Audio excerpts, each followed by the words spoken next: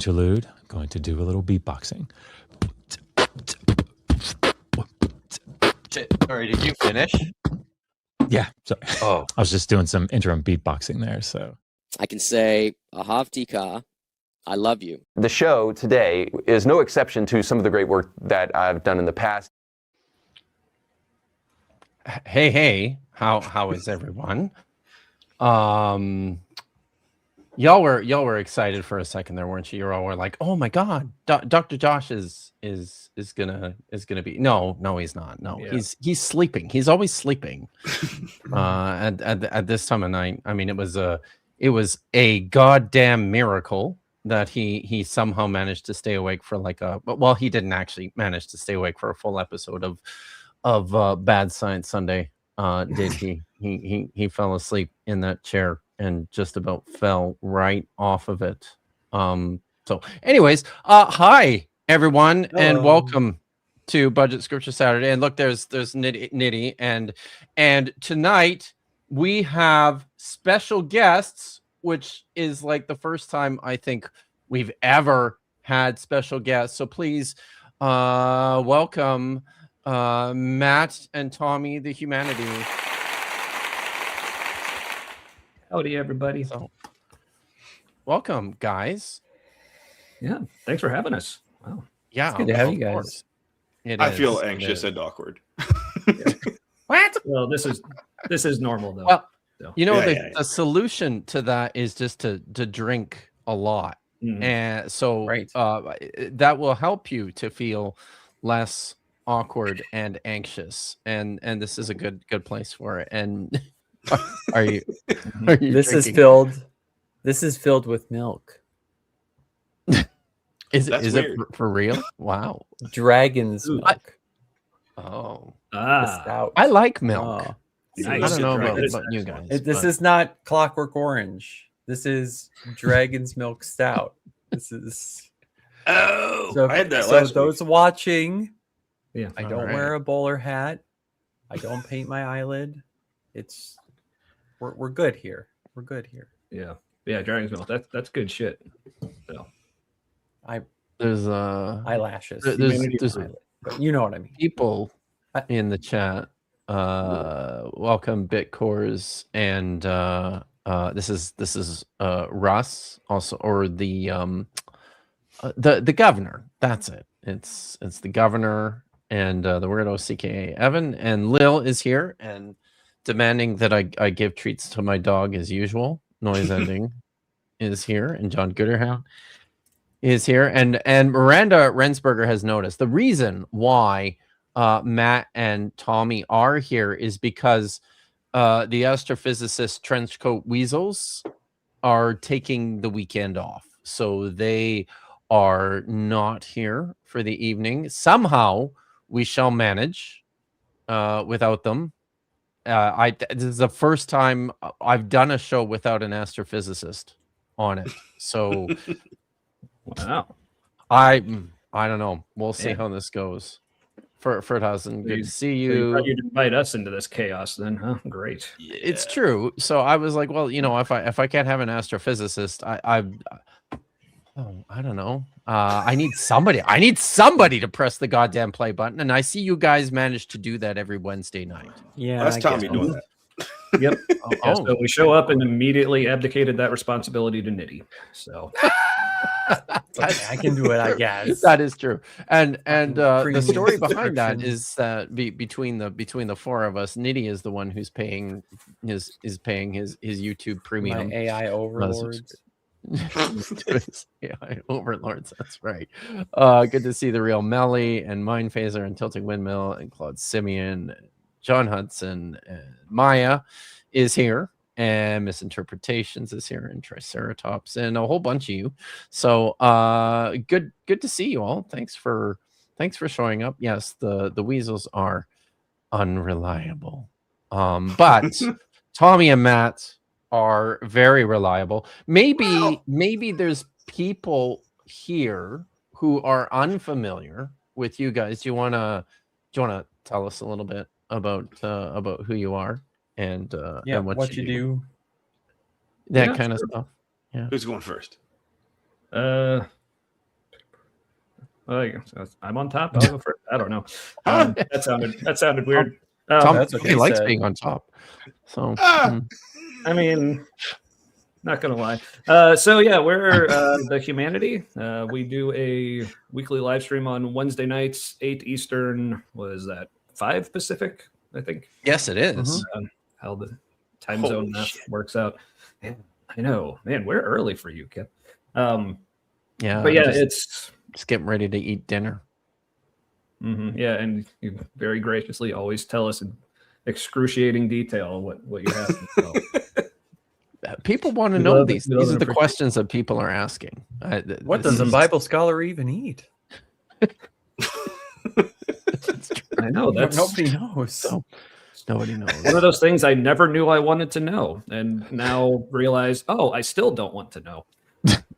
But Kip is there for us every week with it anyway. So, but as far as what we do on the show, other than give Kip a hard time, which has become a staple recently, Yeah. it's basically like pretty similar to this show. We just watch videos, usually in like the Christian apologetics realm. There's a yes, I guess before I keep going, yes, this is, if you're wondering, yes, this is the Ally space flag from Better Than Ember's store at what is it, astropride.com. So Nice. not familiar with that. Someone with a wrench drop a link in the chat. Yeah, she basically, long story short, I guess someone, I don't know if they worked for NASA or they was using NASA images to make like stripes in the pride flag, but then as soon as like the Trump administration came in, they immediately put the kibosh on that. So Ember's like, well, fuck y'all, I'm going to make them myself and sell them. And indeed she did. And there's one right there. And you can get Everyone can have one. Yeah. Excellent. your promo code. So you do a show on Wednesday nights, and Yes. and yeah, and that's And it. You just it's It's long. silly. It's silly. it's It's long. silly. It's too long.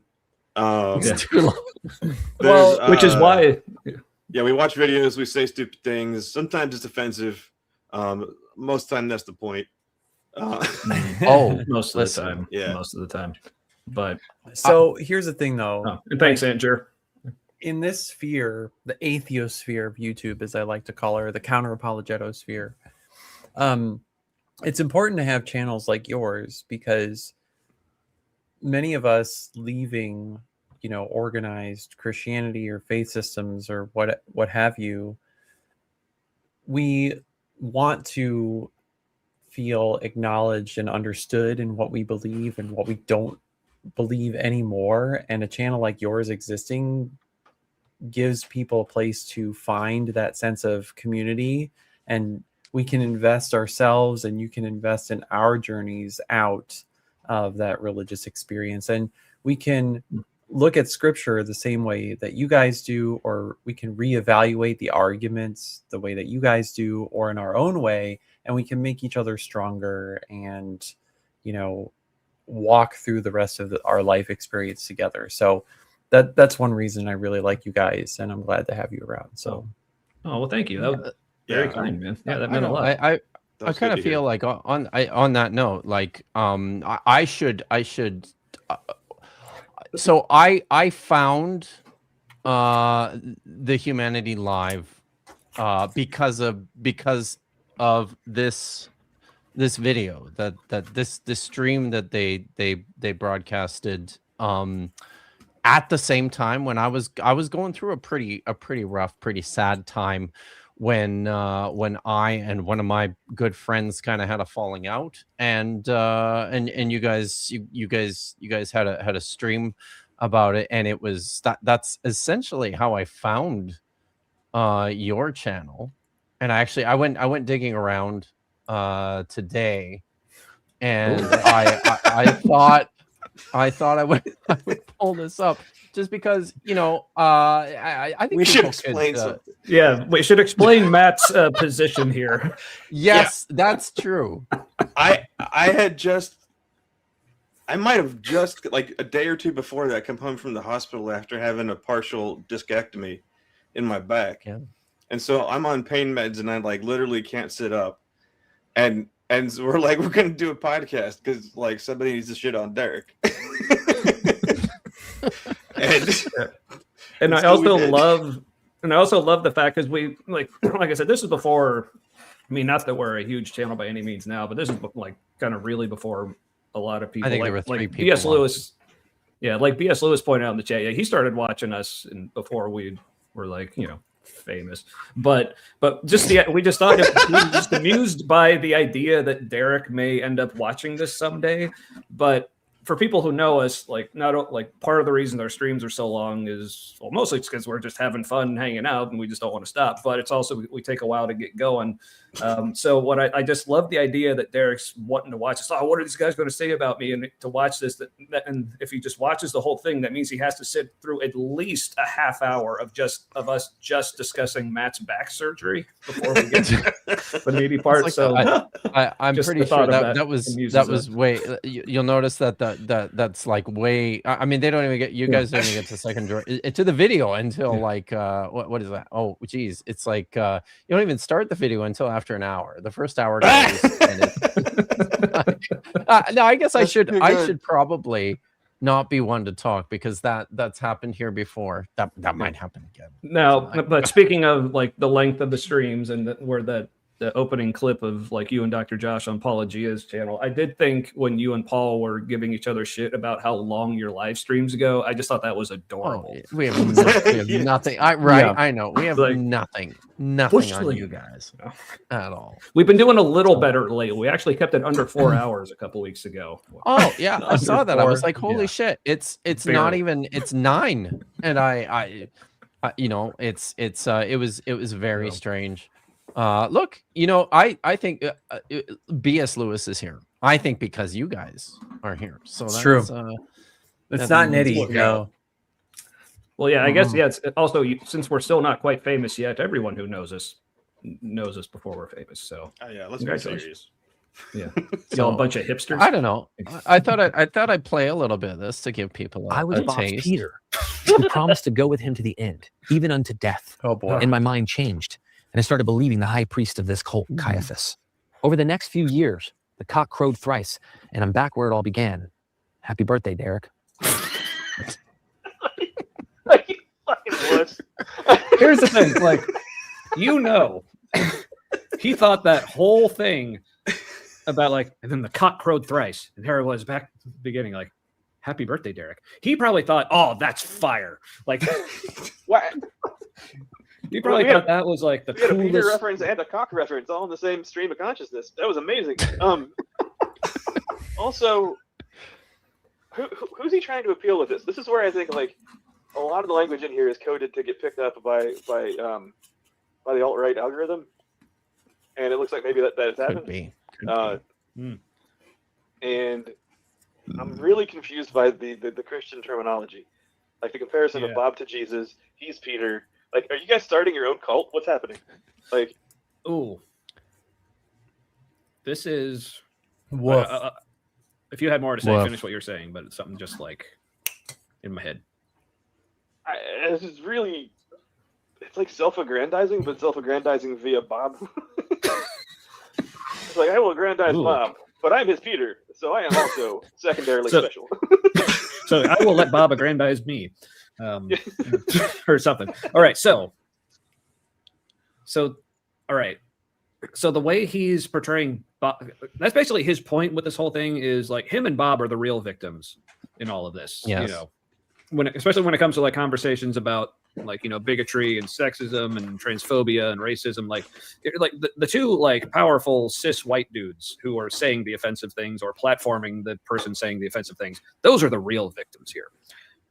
And this reminds me so much of something that I wish I had a very like succinct, like short form of this, but it's one of my favorite like commentaries on like really anything ever. But it's from Dr. Kip Davis. Listen, and if he's Is this why you like, played this clip, Kip? I know this is why I played this clip. Just because I wanted to hear it again. I love it. That's a long walk to get here. It is. It certainly is. So but it wasn't just this, but subscribe to the channel, which we appreciate. Right. Even if he's not watching, we just appreciate the sub, dude. And He's also in a cult, apparently. now this Right? is, Yeah, he comes up in this video too. Which I mean, So, we may or may not get to any of those sections. this is but this is the strange thing, yeah, because Kip, I could something have you- sworn that I watched this video before I subbed to you guys, and yet it was so that I don't know, right? Maybe I did. Maybe it was, yeah, who knows? But this I think this was I'm pretty sure this was the first one of yours I had seen. But yeah, no, it's good. And also I mean, I can fast forward a little bit here because like Nitty shows up too, right? Pressed. He's like writing about how they're imagining eventually getting deliverance what I from do. their oppressors, and then writing What's like this that? like very flowery poetic language. see Right. there, look, Oh. it's Nitty. Apparently, Kip's over on Dadpool. All right, well, I guess Kip, if you're watching this later, we appreciate that too. But No, and you are but, watching it. and also Still appreciate it. thanks Nitty for showing up.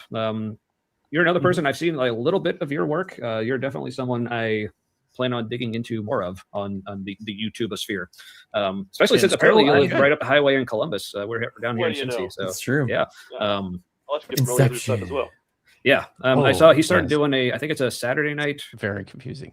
like occasional like stream with Kip that I enjoyed.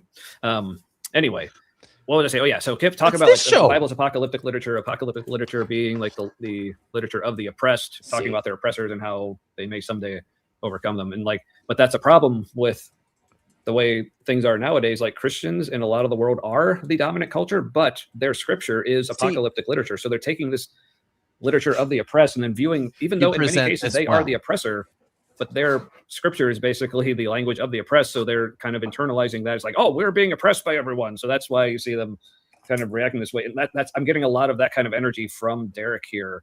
Talking about like him and Bob, like being like, you know, the cis white dudes in power and like, oh, look, all these minority groups are being offended by this stuff that we said, even though we didn't mean it that way. So what the fuck is wrong with them? It's like, but yeah, I'm definitely getting a lot of those Yep. vibes. So Also, Nitty, by the way, I'm laying down because I had back surgery. Not because I'm There we go. and he's tired of all this bullshit. Yeah. If I open the streams, you're always welcome, Eon. I kind of that kind of sounds pretty epic. I'm assuming that means I'm welcome on, but I'm welcome Eon. That sounds much more. I like that. It does. All right. So So that was the beginning for me. And apparently Nitty found you guys before I did. But but that's Yeah, that's- Nitty's that's slightly cool. cooler Good than show. you. I know. Well- Most people are. You know, I'm a very old man here, just doing my thing on YouTube. But yeah. Yeah, so anyways. but I was about to say, like, part of me is like want to say, oh, super appreciate you like playing that and pointing that out. But then there's a part of me that's thinking, okay, so Kip invited us on and he's saying, like, yeah, we know like this whole show is like, we'll have you on, we'll watch stupid videos and make fun of it, Mhm. like, because all the videos are crappy on here. And then the first Oh, thing and- you and play I is one of showed you our videos. I'm like, Oh, you get it. You get it. You figured it out. Okay, that's good. okay, cool. I'm not that cruel. I mean, not usually. So yeah. Oh, All right, but we do- You I mean, would- we you- do- You would do the thing you just did. I got you. Yeah, the thing.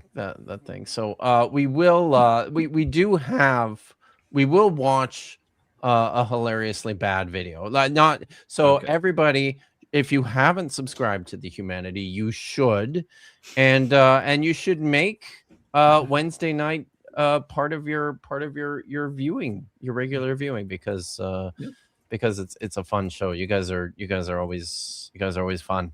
So Well, thank you. it's and Yeah. it's But I will It's, point out real quick. I saw like at least Marin or someone else saying in the chat they wanted to go back and watch that. There are a few playlists on our channel that we made. One of them is just called Our Favorites, and that episode is in the Our Favorites oh, is it? playlist. Oh, nice. So it'll be Cool. make And it in easy case to you're find. wondering, Good I stuff. was not drinking beer in that video. That was ginger ale. I had to switch to Oh. ginger beer for a while because of all the meds. Oh, okay. I see. All right.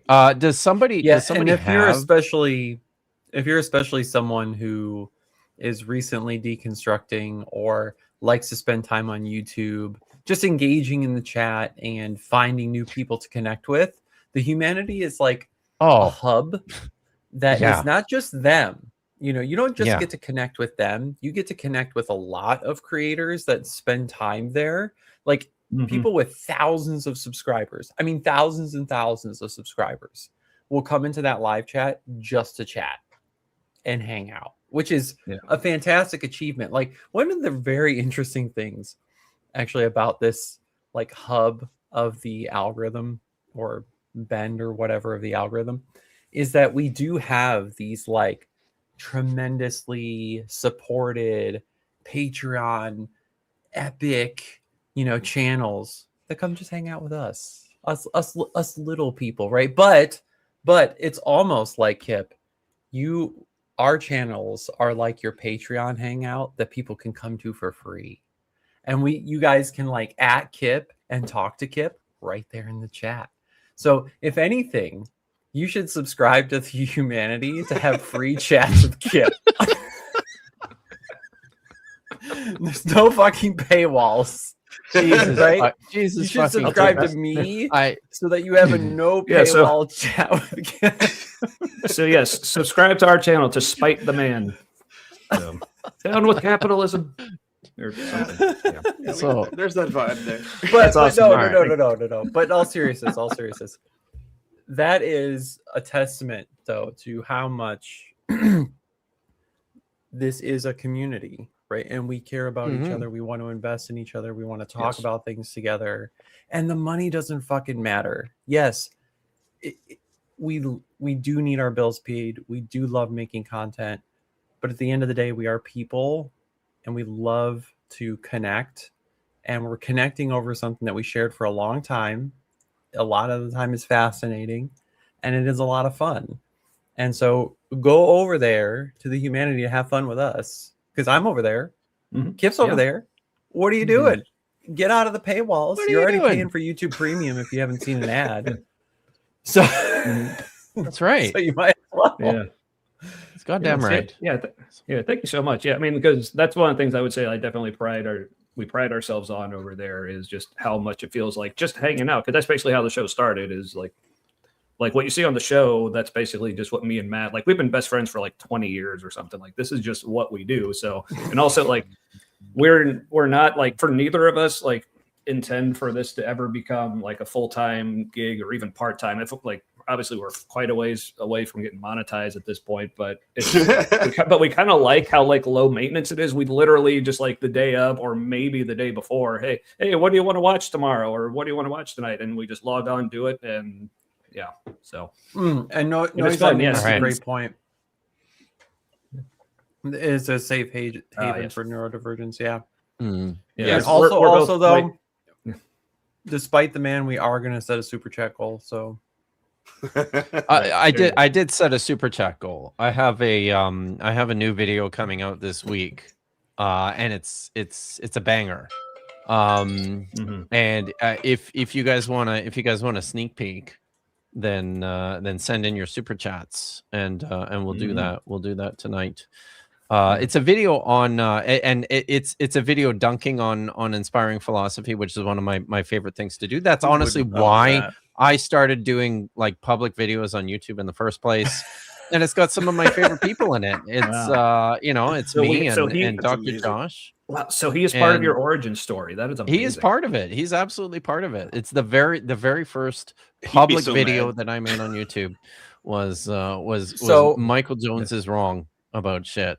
So real quick before we move on with this, just to go back to the whole like safe haven for neurodivergence thing. That's another thing to know about me and Matt. Like we're both autistic. Like I haven't been officially diagnosed, but it's pretty fucking obvious. Even according to other professionals. Yeah.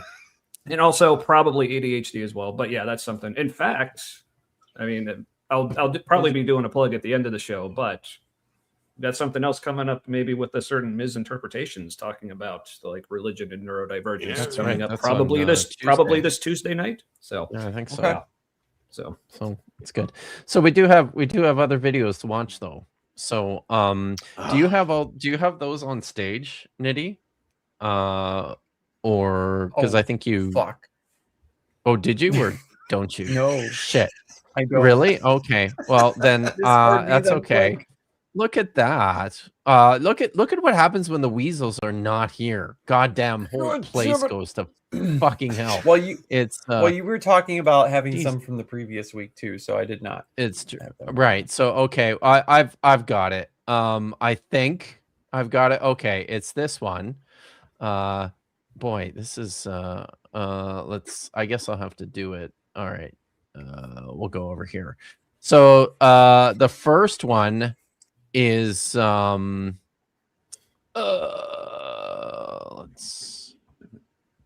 I'm actually. It's okay. It has to go over here. There we go. I think this is it. That looks like an ad.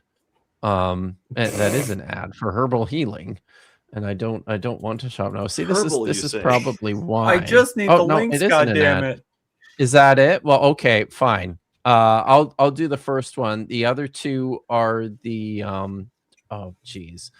It's Jesus. Okay, It's the boomer. Yahweh one. You see it in the Discord there. There's the Yahweh one, and then the Grok one, I think, are the other two. Oh, okay. Right? I think that's it. Let me just double check. Yes. Okay. The Grok So the Enoch first one one, or the yeah, the Grok Enoch one. So the first one, am I sharing the screen yet? I'm not yet. There we go. Okay. So the first one is this one from Paul Wallace of the Fifth Kind, which, as you can see here, has 1.18 million subscribers. This video was published 7 days ago and has 102,000 views. It's called Paul Wallace versus Wes Huff. I just did a video on Wes Huff yesterday. The real truth Very about good stream. God, the Bible. Oh, thank you. The real truth about God, the Bible, and Jesus. If you're familiar at all with Paul Wallace, he's like he's like a wooey fake Bible scholar guy. Nice.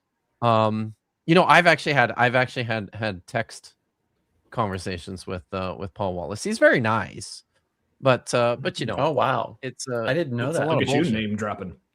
Oh, sorry. Yeah. So, but yeah. So that's this one. The real truth about God, the Bible, and Jesus is number one. Do you have another one there, Nitty? I have the scientists fed the All right, the this one. Enoch to Grok. Oh no, that's not. That's it. Yeah. I don't have okay. the Yahweh one yet. You don't have that one yet? Or are you still getting that one? Oh, okay. Where is it? It's oh shoot. You know what? You probably have to scroll. Let me just Ways back. a little Yahweh ways back. Exposed? That's it. That's the one. Oh, okay. I found it. Okay. Okay. Okay. Good. Yeah. Cool. So Yeah, we okay, but yeah, exposed. this one, is- that when he flashed So- his Scientists Noah. fed the entire wait a minute. Moses Oh, Enoch yeah. to Grok. This is look at this, then- This is a smaller channel, but this really looks interesting, doesn't it? I mean, come on, Grok. I wish we could get the thumbnails more easily. No, I did it. know, right? Because they're That was kind good. of fire.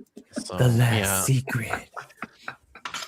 So if you really want to know what the Book of Enoch is about, because somebody consulted Mecha Hitler, I think is the name, right?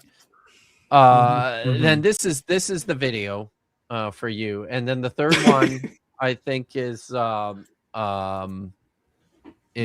this one. Yes, the Yahweh, the God of the Old Testament, is not Jesus's father. He's if a you lion. can believe it. Yes. So I've got I'm opening the poll now. So cast your votes. Vote now, vote often, and we'll let that go for a little bit. I think while we do that, we had a little bit of a we could play this. while we do that. This is one that Nitty sent me last week. That I think is worthwhile looking at. So you know, I'm Bible baby. This is so fun. Bible baby. And this Yeah. seriously feels like I was born in the 70s. This feels This has This Canadian feels You could have grown up television watching. If all you're over in it. chat, I might have. if you're in chat and you grew up watching Bible Baby, Yes. we will Please let us super chat know. you. We will super chat you Yes. to pay for the rest of the therapy that you need. That I'm sure you haven't Indeed. gotten. I So was just thinking that same thing. So yeah, yeah, Indeed. good call. Good All call. right. So yeah. Is that a What's your California reason? PayPal? Oh, hi. Welcome. We're going to have a great time. It's going to be lots of fun. We're going to learn all about some Bible stories so and learn how to grow up in Jesus. I have a question. I can hardly wait. I have an maybe it's an insensitive question, but I have to ask this question. Is this a man in a wig? Honestly, I now I don't know. I was trying to decide which one freaked me out less.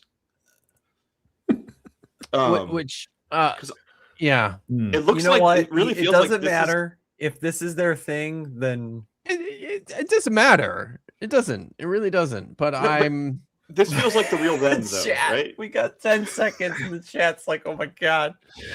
Oh, you just wait. Chat. So my first question, like when I first saw this, for some reason, I just had this feeling. Is that like, a this doll in Canadian? blackface? No, that's a California raisin. Oh, that. Oh, I'm sorry, it really chat. does. Yeah. Doesn't it though? Yeah, but I maybe I should just press play. Keep honestly. playing. Yep. That is I brought all my puppets with me and all my toys, and Mom and Dad let me set them up in the living room. So from our home to yours, welcome. Come on, let's have some fun. Is there anyone out there that was ever a fat baby? Holy! There's one honest one. Mommy said, Jelly Bean, you have to eat the right kind of food. You're just a fat little baby. He wants his bottle and they don't mean maybe. Pinky, Wait, is it okay if that I might is- be a this is- dude because they said he. Did I hear that right? Oh, Maybe. This became maybe. this became a horror film. No, it's found when they footage, slowly but- turned left. I think it did. It really So- did. I'm just afraid I just don't have the capacity to be as drunk as I probably should be while watching this. So keep I'm drinking, very dude. scared right now. Seriously. It makes it more dangerous. I But think. it just Don't feels let like in. a fool's errand. Like I know it's just not going to be enough. I'm having spiritual warfare flashbacks. Don't let it in. This is the person. Christian National Saint Drag. That puppet does not look safe. Look at that expression. Oh, just wait. It also what? looks like he does not think So- he is safe right now. Yeah. You can totally date this video because there was the woman on TV with lamb chop and that was Yeah. like the 1970s Shirley and or 90s, something. Yeah. right? And yeah, This is and a that song was just that never ends. yeah, yes. Damn it, So Nitty. I think that's the era here. But, show him what I do to you? Is Pinky gonna move? No, don't show us what you do. to him. No. And neither will the rest of my puppets. They Yeah, I can't was gonna move say, like, without pause it me. real And it's quickly. the same. That was like one of the most disturbing parts. It's like, you want me to show them what they Go do? back. Like, Yeah, go no, back just a no. few we have seconds to go before that. back. We have to go Just back a few to seconds this. before that. Yeah. Okay. That's so fucking horrifying. Is Pinky gonna move? No. And neither will the rest of my puppets. They can't move without me. And it's the same way it is with Jesus Christ in my life. You know, if you would have been caught by Wow. That really seems like they keep people locked in their basement and call them puppets. Like, are my puppets gonna move? No, they're not. Not without stuck me. in my prison. Yeah. Boy. And also, like, people who are familiar with our channel, I'm definitely thinking of our old buddy Clint, the whole like, just making that way. Animated by the spirit. There's that puppet bent over the crib. That would and. Ask a Calvinist. Just another Tuesday. Yep. I grew up a Calvinist, so I know what that's like. Unfortunately. Wow. Yeah. What next? Plus the got more. Disciples, you could have ended up in the frying pan. Ah! When the voice on this side says, "Oh, go ahead and take drugs. Go ahead and drink. Go ahead and smoke." That's the spiritual battle, and it goes on every day. Listen. Wow. So wait. Also, and I saw the intended audience kids, and it's like, go ahead, get drunk. Go ahead, get drugs. Go ahead, get drunk. Like you're putting it in the child's mind. Yeah, there are these things called drugs. Yeah. I just want a clip of just that. Like, go ahead and get drugs. Go ahead and get drugs. Notice the giant baby's working through some shit. She didn't do the go ahead and take drugs. No, don't. She just went, go ahead and take drugs. Yeah, this is just what it's like in your brain. So it's like, this is me every morning. Like, also, I noticed someone in the comments on this original video pointed out or asked, "Is that a Mr. T puppet?" Yes, on the it left is. there. I'm quite. So I believe it is, and I think the other one is Princess Leia. I think. But let's find out. Real quick, I Yeah, gotta point no out noise fighting. ending for recognizing like how she looked like the vocalist from Meshuggah right there. One of the and she does. That's Here, totally no ends. fighting. The Bible says no fighting. Stop that. No, don't hit The me. Bible says Yeah, no praise fighting. the Lord. Wait, pause. The Bible pause. No, says no no, fighting. it does not. No.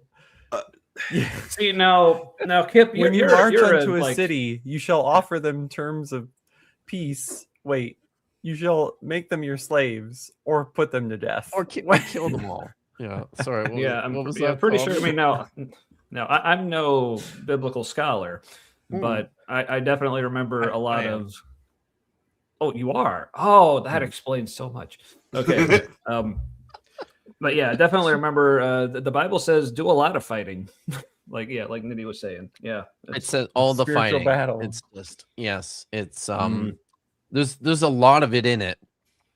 Physical and spiritual battle. It's all in there. Yeah, I love it. But even Paul's like, but our battle is not against flesh and blood, unless they don't tithe, and then Peter can strike them dead. Yeah. But that's I feel like Don't hit me. Yeah, praise the Lord. Thanks, boxers. Fat. Holy cow! There's a lot of self-hatred. Fat little baby. Oh yeah. But that's all, folks. wow. Isn't that fun? No. that was something. Was that fun, guys? Well, thanks for ensuring I won't. Thanks for ensuring that I won't sleep for a week. With the right soundtrack, that whole thing would be horrifying.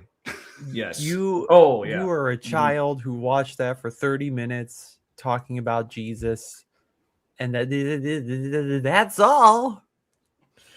Oh, that terrifying laughter from all the like.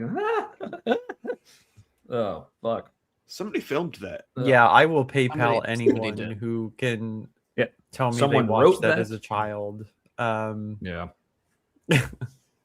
If you are Yeah, that's actually what the and Cenobites congratulations play for people getting out. inside their dimension.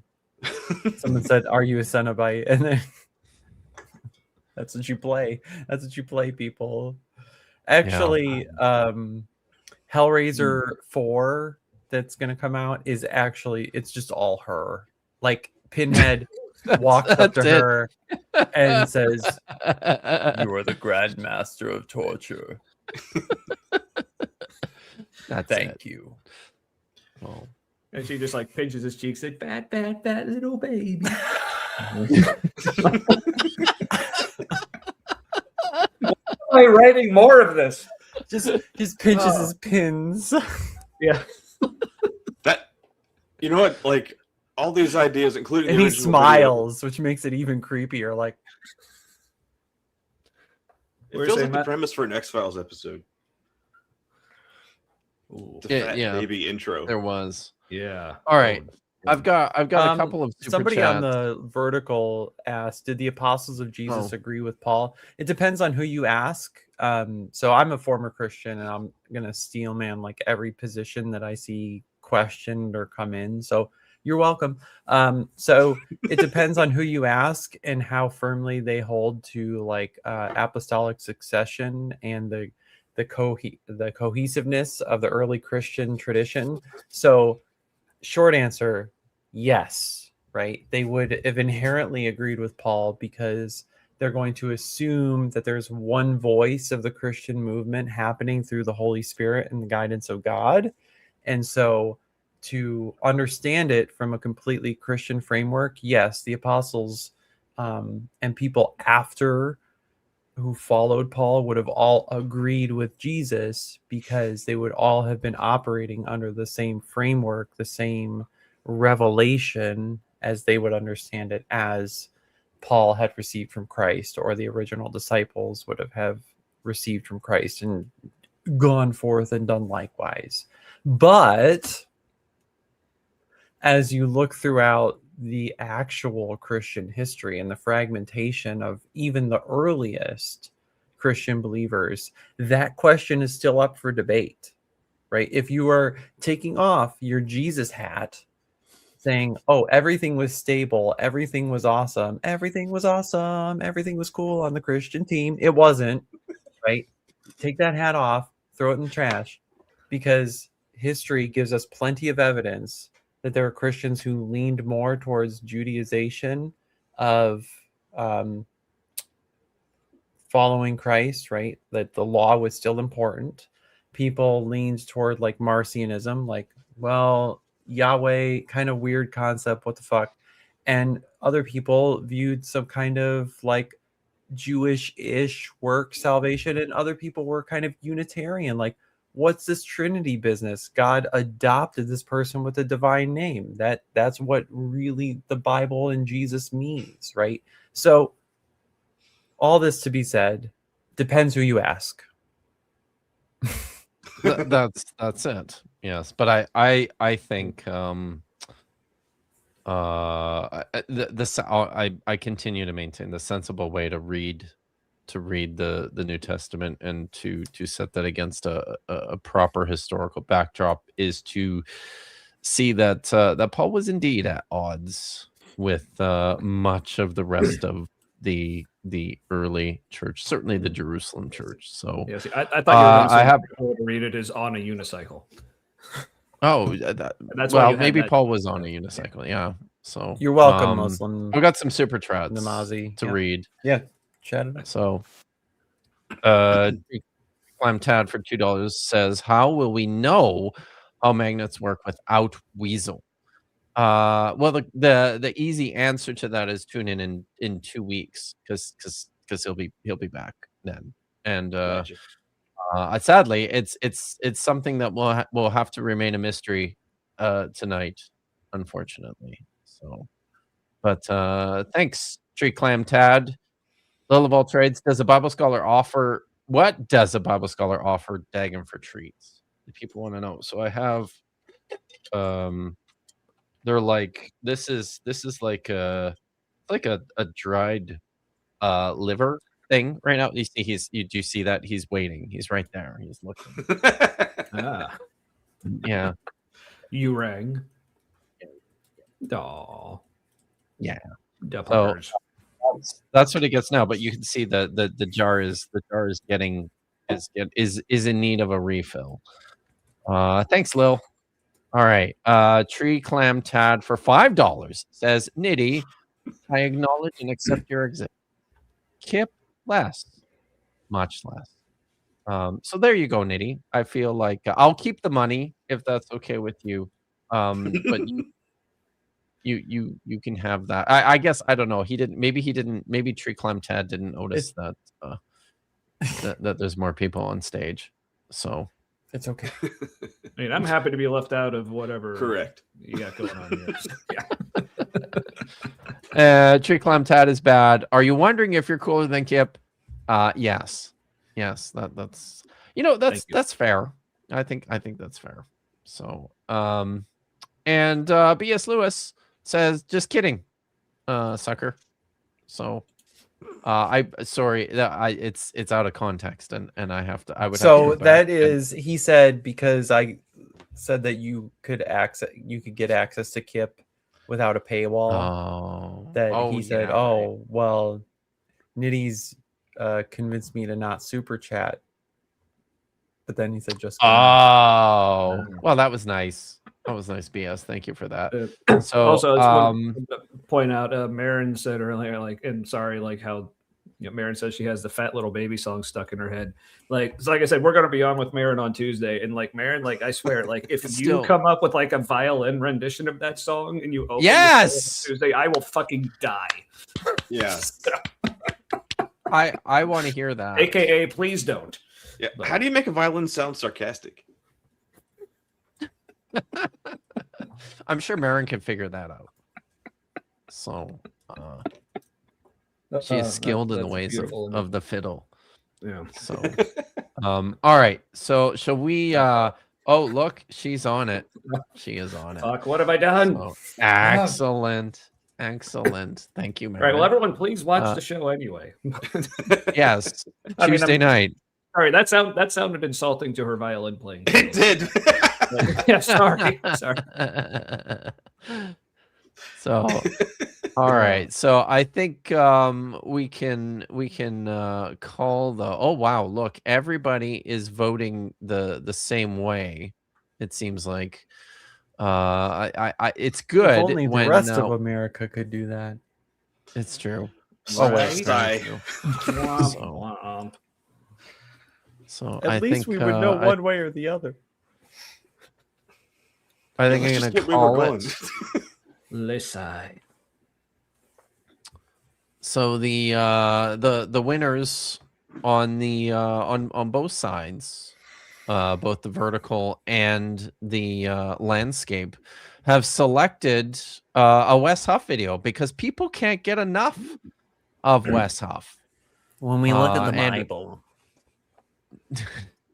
He seems to act like it. Is that? I can't. All right. So that was at least I understood where you were going with that. Yeah. So yeah. I mean, we have that. Yeah. I only have one. Before we get started with that, just shouting out my daughter for the awesome crocheted beer koozie she made for me. That's very nice.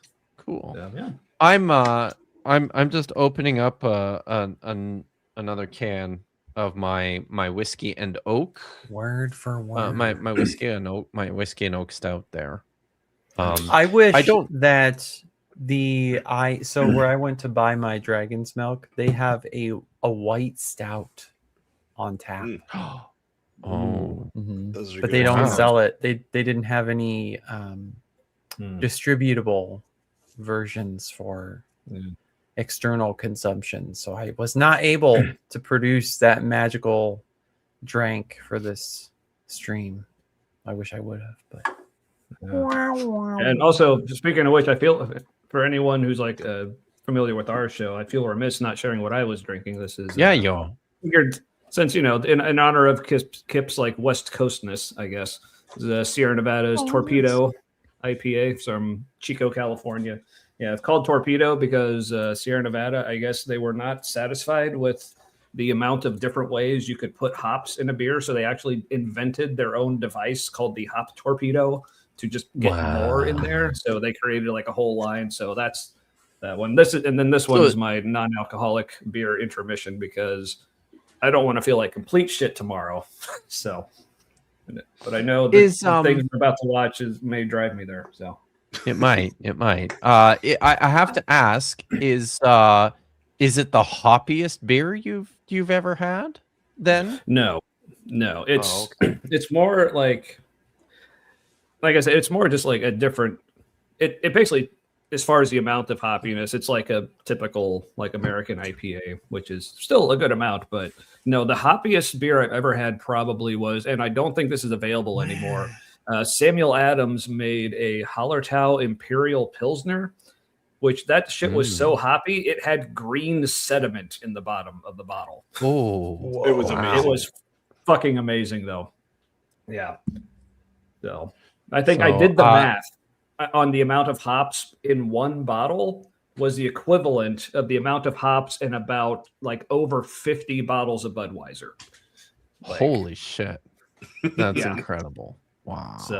So yeah. I just have to draw attention to this is with reference. I'm sure I made this. I mentioned this on my stream yesterday that next weekend, Wes is leading a tour of the Dead Sea Scrolls exhibit at the Museum of the Bible. So those of you guys who are in the DC area, get on it. You can go and get a tour of the Dead Sea Scrolls exhibit from Wes Huff himself. Just imagine the things that That he you will could record. teach you. Okay, but dude, like, okay, honestly, like someone like it won't be a lot, but I promise I will pay you if you go to that and film yourself. So like when he's talking, just like literally like every 10 seconds, just interrupt and going word for word. Yeah. Like the entire time. That would be. I will pay you. It won't be a lot. Amazing. Wow. So all right. So I should we should maybe bring the video up on stage. You got that one? Yes. Nitty? I guess. So I'm sorry. I'm little baby. Damn it, Matt. Oh my god. So I was gonna say something, and I fucking forgot what it was. Make it full screen. God damn it. And hit it at 125. ADHD is contagious. I already did. I was just about ready to say I'm ready to regret No, my I'm life not gonna decisions in the morning, so click let's go. play until I remember what I was gonna say. Okay. Now we're in trouble. Oh, story time. Nitty story time. Ooh.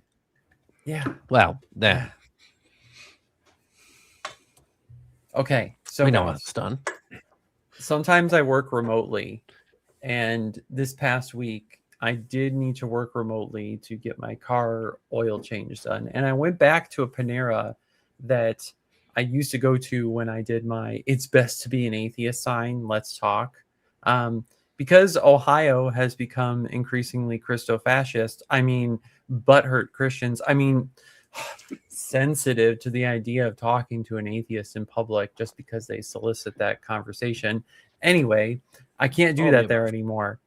But there's a group of guys that at this Panera, they're the elderly gentlemen that like have to have their Christian men hang out there, like in a large nebulous bubble as they have their bagels and their scones and their coffee, and they're very loudly talking about politics, Christianity, religion, and the future of the country. And so as their conversation is winding down, and I'm trying not to eavesdrop too much, I finally just turn my headphones off because they actually start talking about the Dead Sea Scrolls.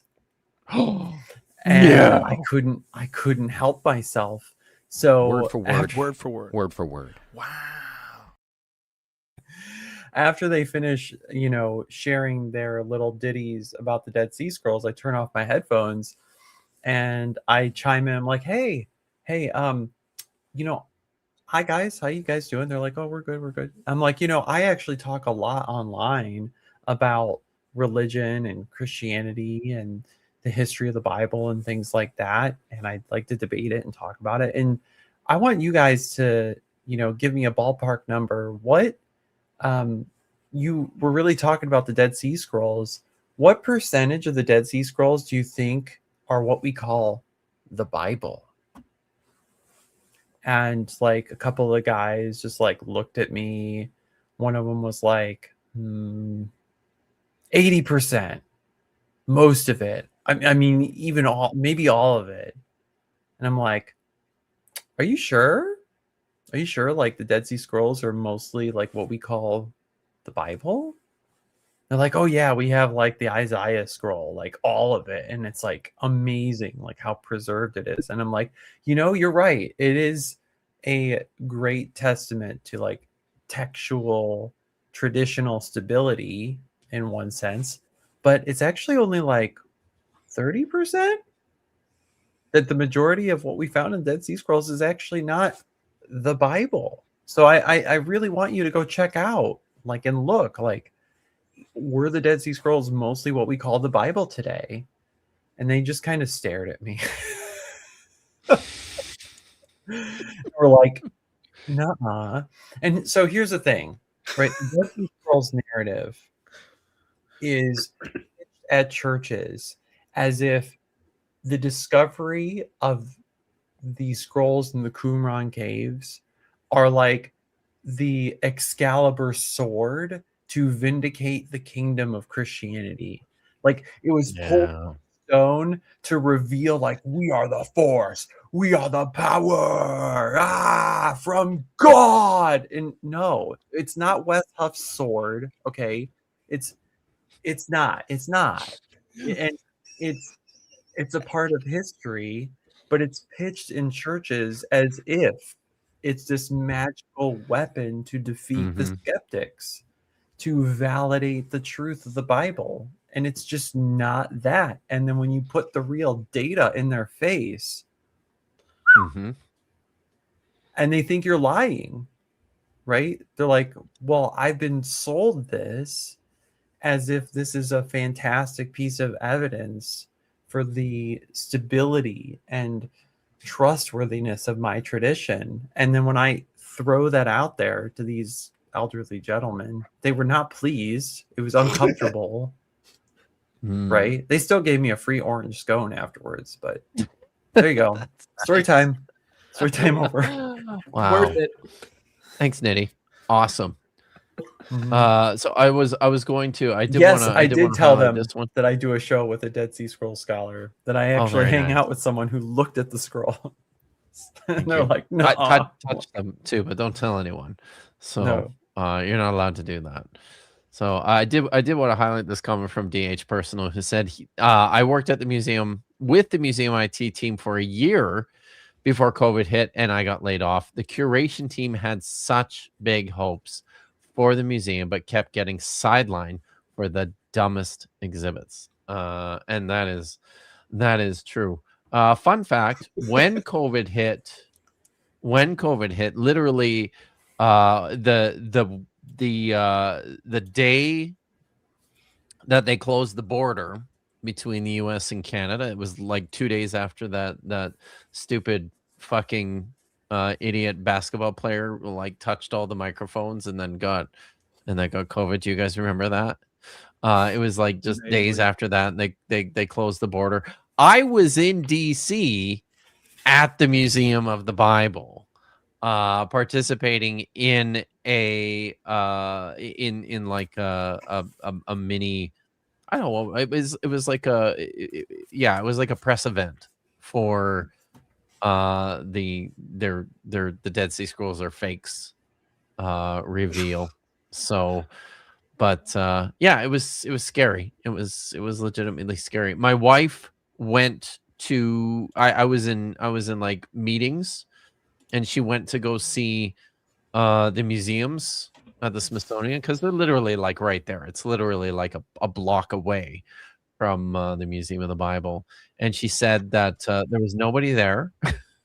and at the Natural History Museum she went to, and I think she went to the Space Museum as well, and said that there was nobody there, and they were all when she went in, that all the museums were telling her that she should get a good look now because they were closed and tomorrow, and weren't sure when they were going to be reopening. So but that's COVID.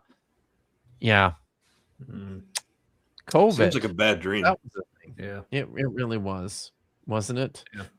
I can also relate. I also lost my job due to COVID at the time. Wow. It's kind of cool because I kind of fucking hated the job anyway. So cool. All right, Kinda let's get into jobs you some don't- fifth kind. All right, let's the fifth kind. Ooh, It's the best kind. here we go. Is not supposed to be singular in the Bible. It's plural in all cases. Gods with an S. So Billy continues on his quest to prove that anyone who actually understands the biblical languages, that he doesn't understand them. The word Elohim is what's known as a concretized abstract plural. And this is a function within the Hebrew language where a plural word is used in a singular sense. And a concretized abstract plural operates in a similar way to, say, the English word sheep. So we can have 1 sheep or 50 sheep. The word Elohim is not like the word sheep, that it's the same in the singular as it is in the plural. So Elohim, go to the root. I gotta say that was a pretty sick burn that Wes had right at this beginning there. That was funny. But, The concretized plural thing. So, how, but like how doesn't Billy's on a quest to prove to everyone who understands the biblical languages that he doesn't understand. It's true. Like, that was It's true. okay. That- Gotta give yes, him that was is a very pretty sick burn. McClellan. it's of only Wes. going to go downhill Yeah. from here. So here's the thing, though. While that might, let's say that that's possibly true of the word Elohim, right? Doesn't context immediately dick stomp that point? Like, just because, just because, like, if you were watching this video and like one sheep walked up next to me and I said, I love my sheep, Kip. Look how much I love my sheep, right? You'd be like, okay, like the context of Nitty using that with our visual here is 1 sheep, right? So the words around this usage of Elohim seem to indicate that we don't deal with just 1 sheep. It's true. It's very true. By the way, fun fact: the word sheep in Hebrew is also a concretized plural, just like it is in English. So, And all, but also Must be context chosen would people. ruin the opportunity to anyway use it the way you want. Okay, it's true. It's true. So, but I have a feeling that that Paul Wallace might have something useful to say, but we'll see. So the word means the powerful ones. The Elohim exhibit plural behaviors. They go to war against each other. They have conversations among one another. They have different agendas for humanity. The Elohim say, let What us are we make looking at humans to here? look like us. The Elohim. yeah, we're looking at Prometheus. Yeah. I like that movie. It was a good movie. I enjoyed it. Because that's what God did. He, bioengineered Prometheusized tremendously problematic creatures to inhabit worlds. Nice. Yeah. But also, I just want to point out real quick, Guard 13 or G Word. Like, I appreciate you did the Funhouse mirror imagery in that direction. So thank you for that. Appreciate that. Oh, this one? Yeah. Nice. I do have a couple of super chats. Maybe before we continue. Science Lover 999 for does anybody have any idea what 179 THB? Oh, is that Thai? Are those Thai bucks? I want to say Thai bucks. I really Thai bucks. Really, That's their national currency. I'm going to assume the B does not stand for bucks, but it might be Thai. It is Thai bots. I really wanted to stand for they're bots in Thai. I know. Oh, bots! Damn it! I was hoping they were bucks. You but, like Thai bots and you cannot lie.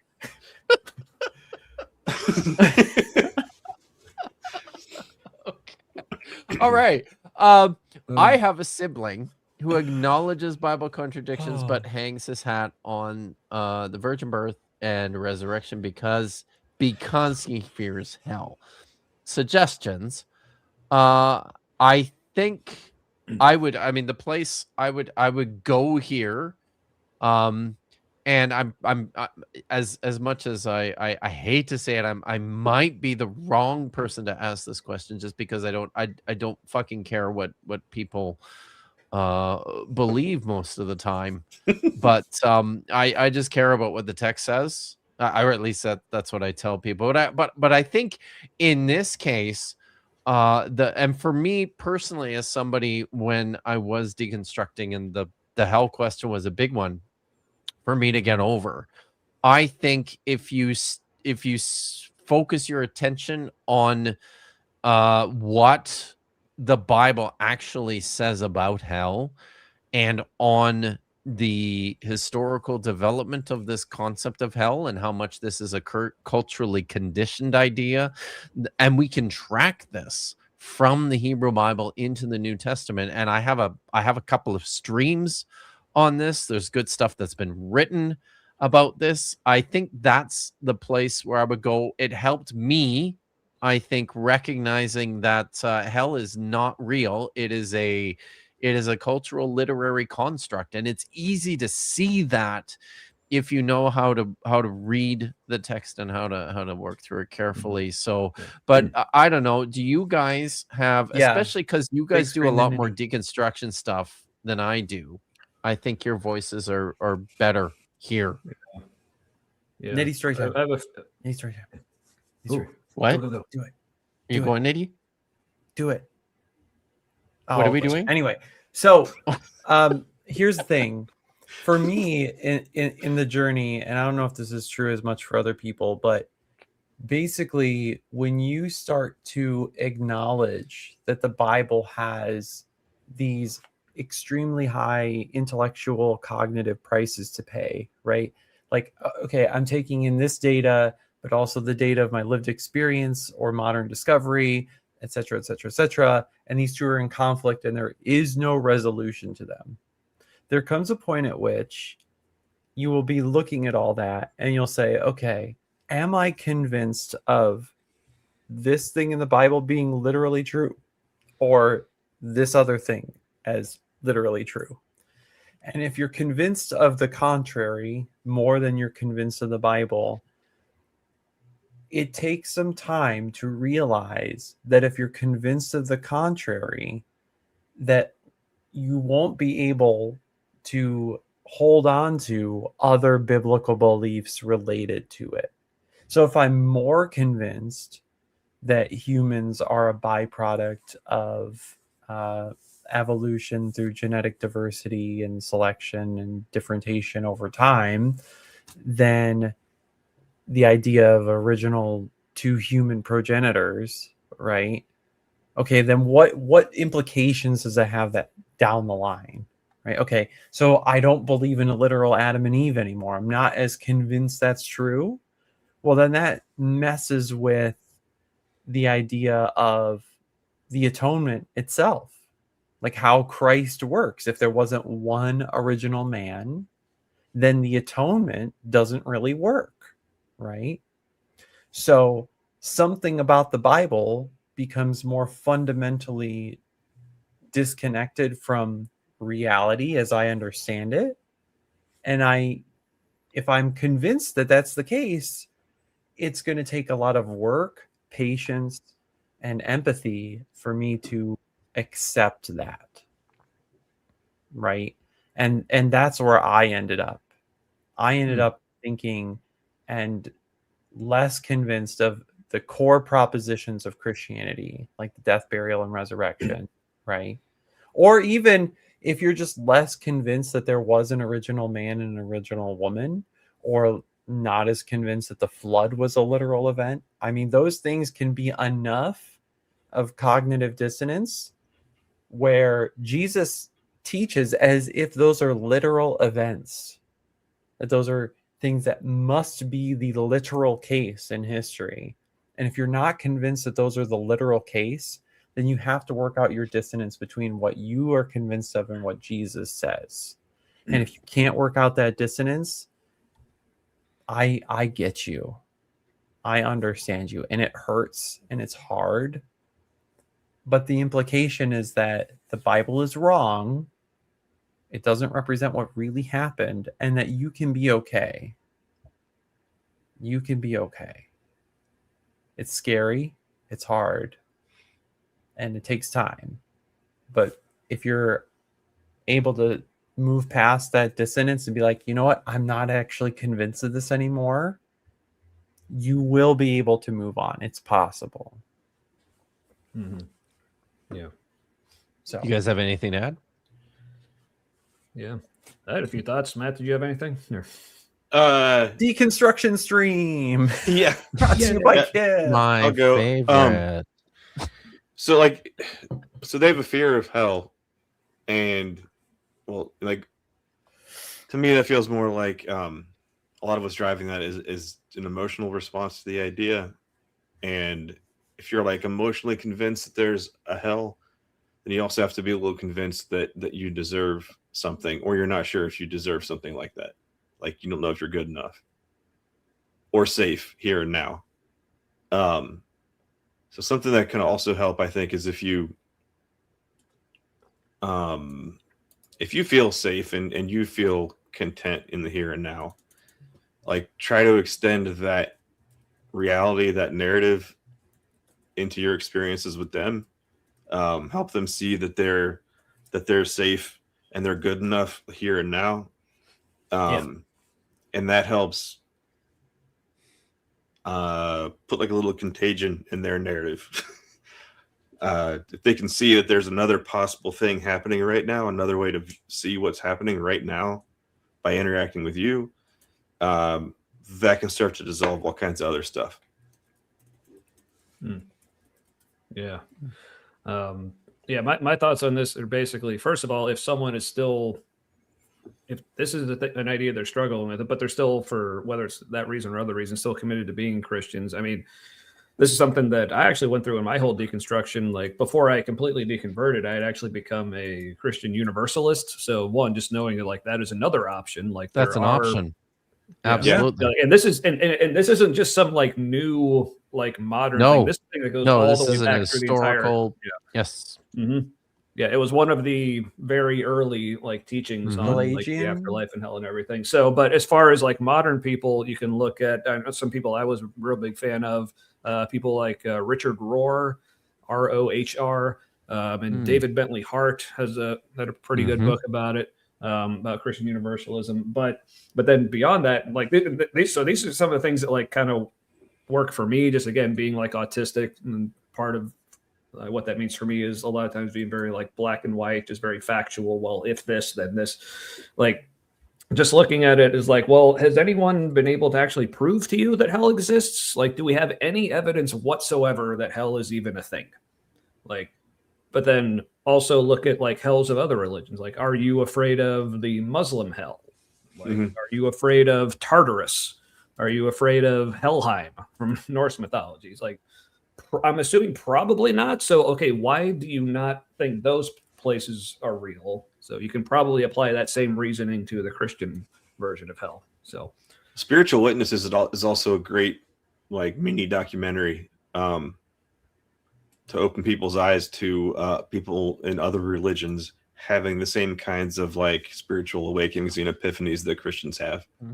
It's only like 5 minutes long, but like you watch people talk about their salvation stories, their testimonies, and all bunch of different religions, and you realize it's the same experience with different words. Same thing. Yeah. Yeah, that's interesting. Yeah, what was it? What was that called again, Matt? I think it's called Spiritual Witnesses. Spiritual Awakening. Spiritual Witnesses. Okay. Yeah.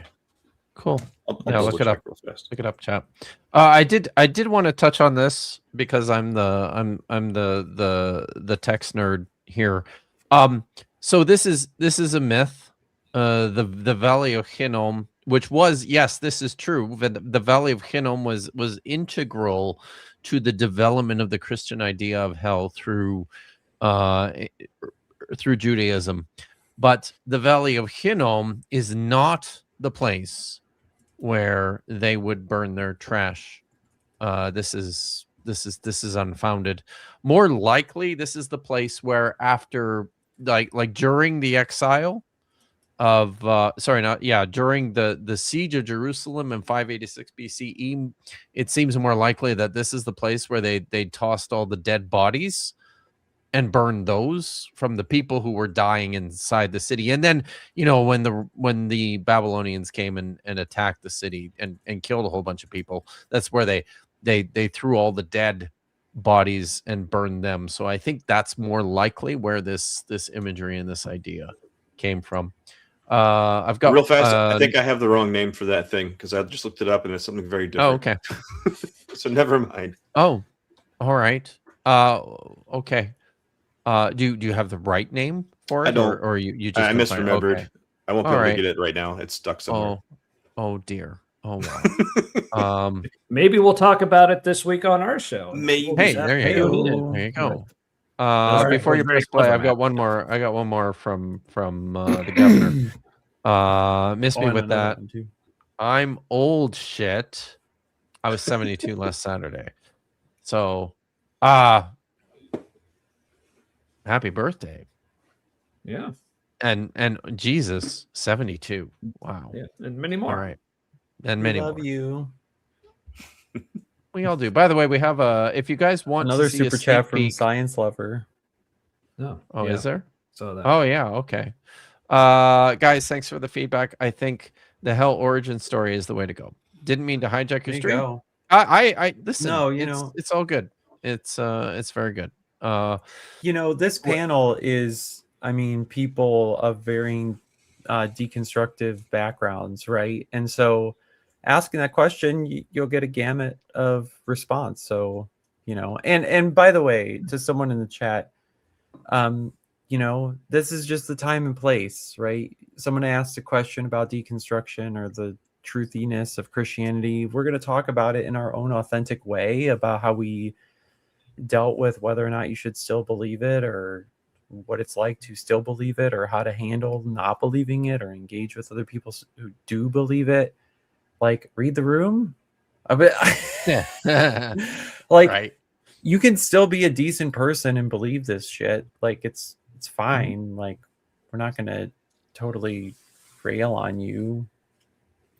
Yeah. Usually, Unless you if make you're a us. bigot and an asshole in the chat, then maybe we will. But Oh yeah. We all have our, we have lines. mods who look after that shit. Yeah. So Yeah.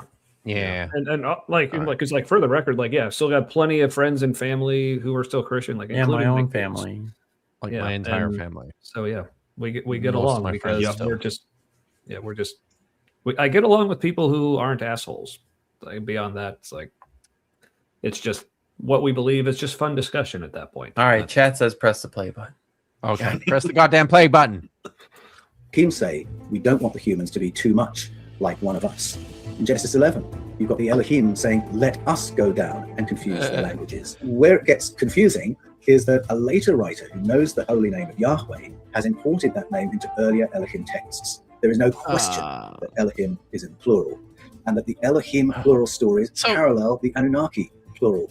Oh, Anunnaki. Okay, yeah, the Anunnaki. Do you guys know? I think I'm pretty sure Nitty knows. Matt, Tommy, do you know about the Anunnaki? Or Yeah. is this dude? There's like one text that refers to them, and we interpret it as aliens. Some people today. So these are this is from the myth of Atrahasis, the Babylonian Sumerian flood myth.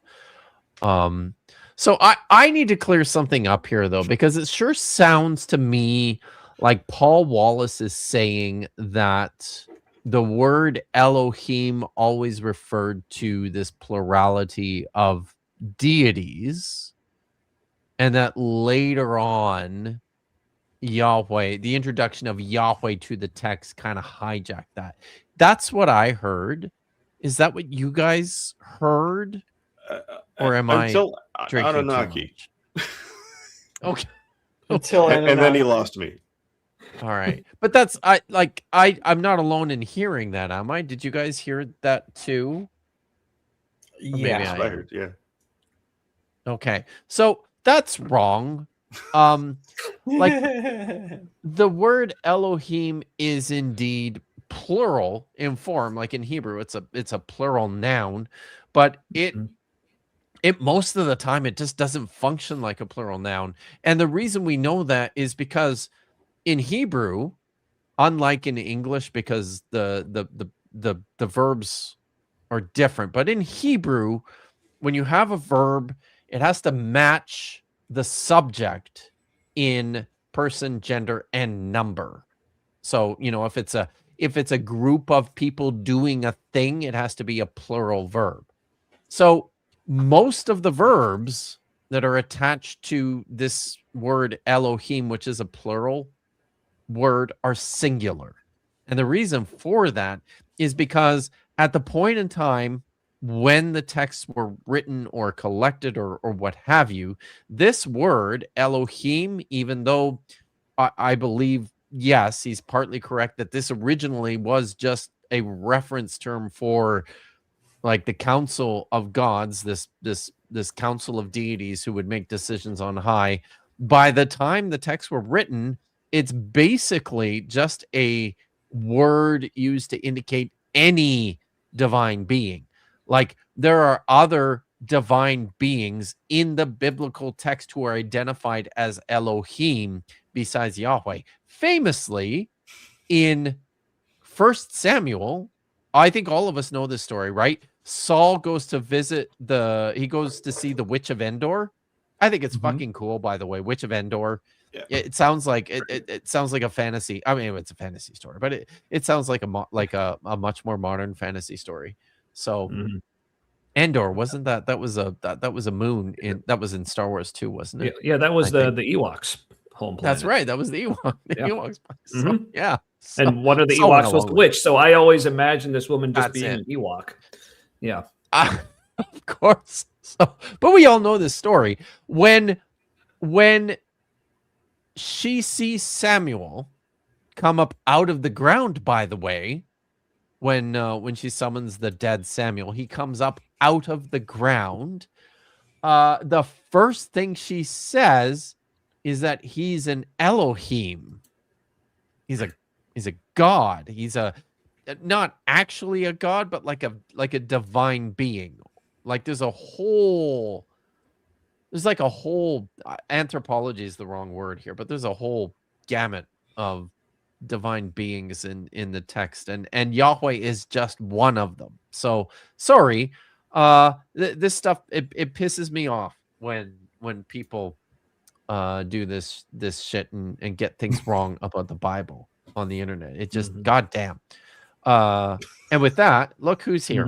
Hey, Kelly. Kelly, the great atheist queen, is here. Thanks, Kelly. Thanks, Kelly. So, yeah. All right. We were actually on with her a couple weekends ago, which was a lot. Yeah, you were. Yeah. That's great. Ready? So, yeah. Do you believe that there is a hell and heaven as we sort of typically understand it? A place that is great to go to after we die, and a place that is very hot.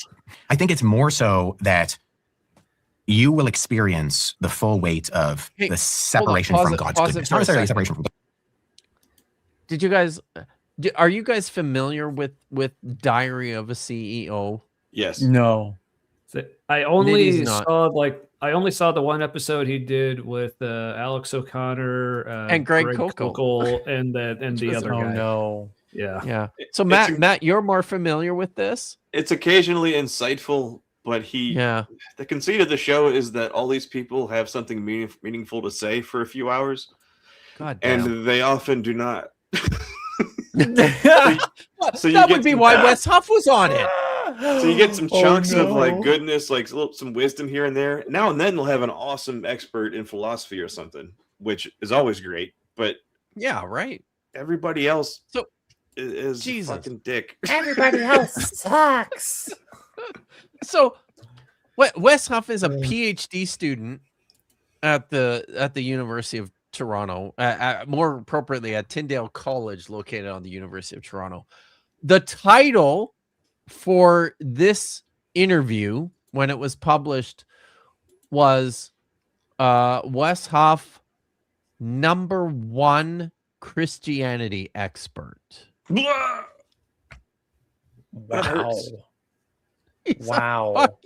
He's a PhD student. I wonder how fucking Trent Horn would feel about that, right?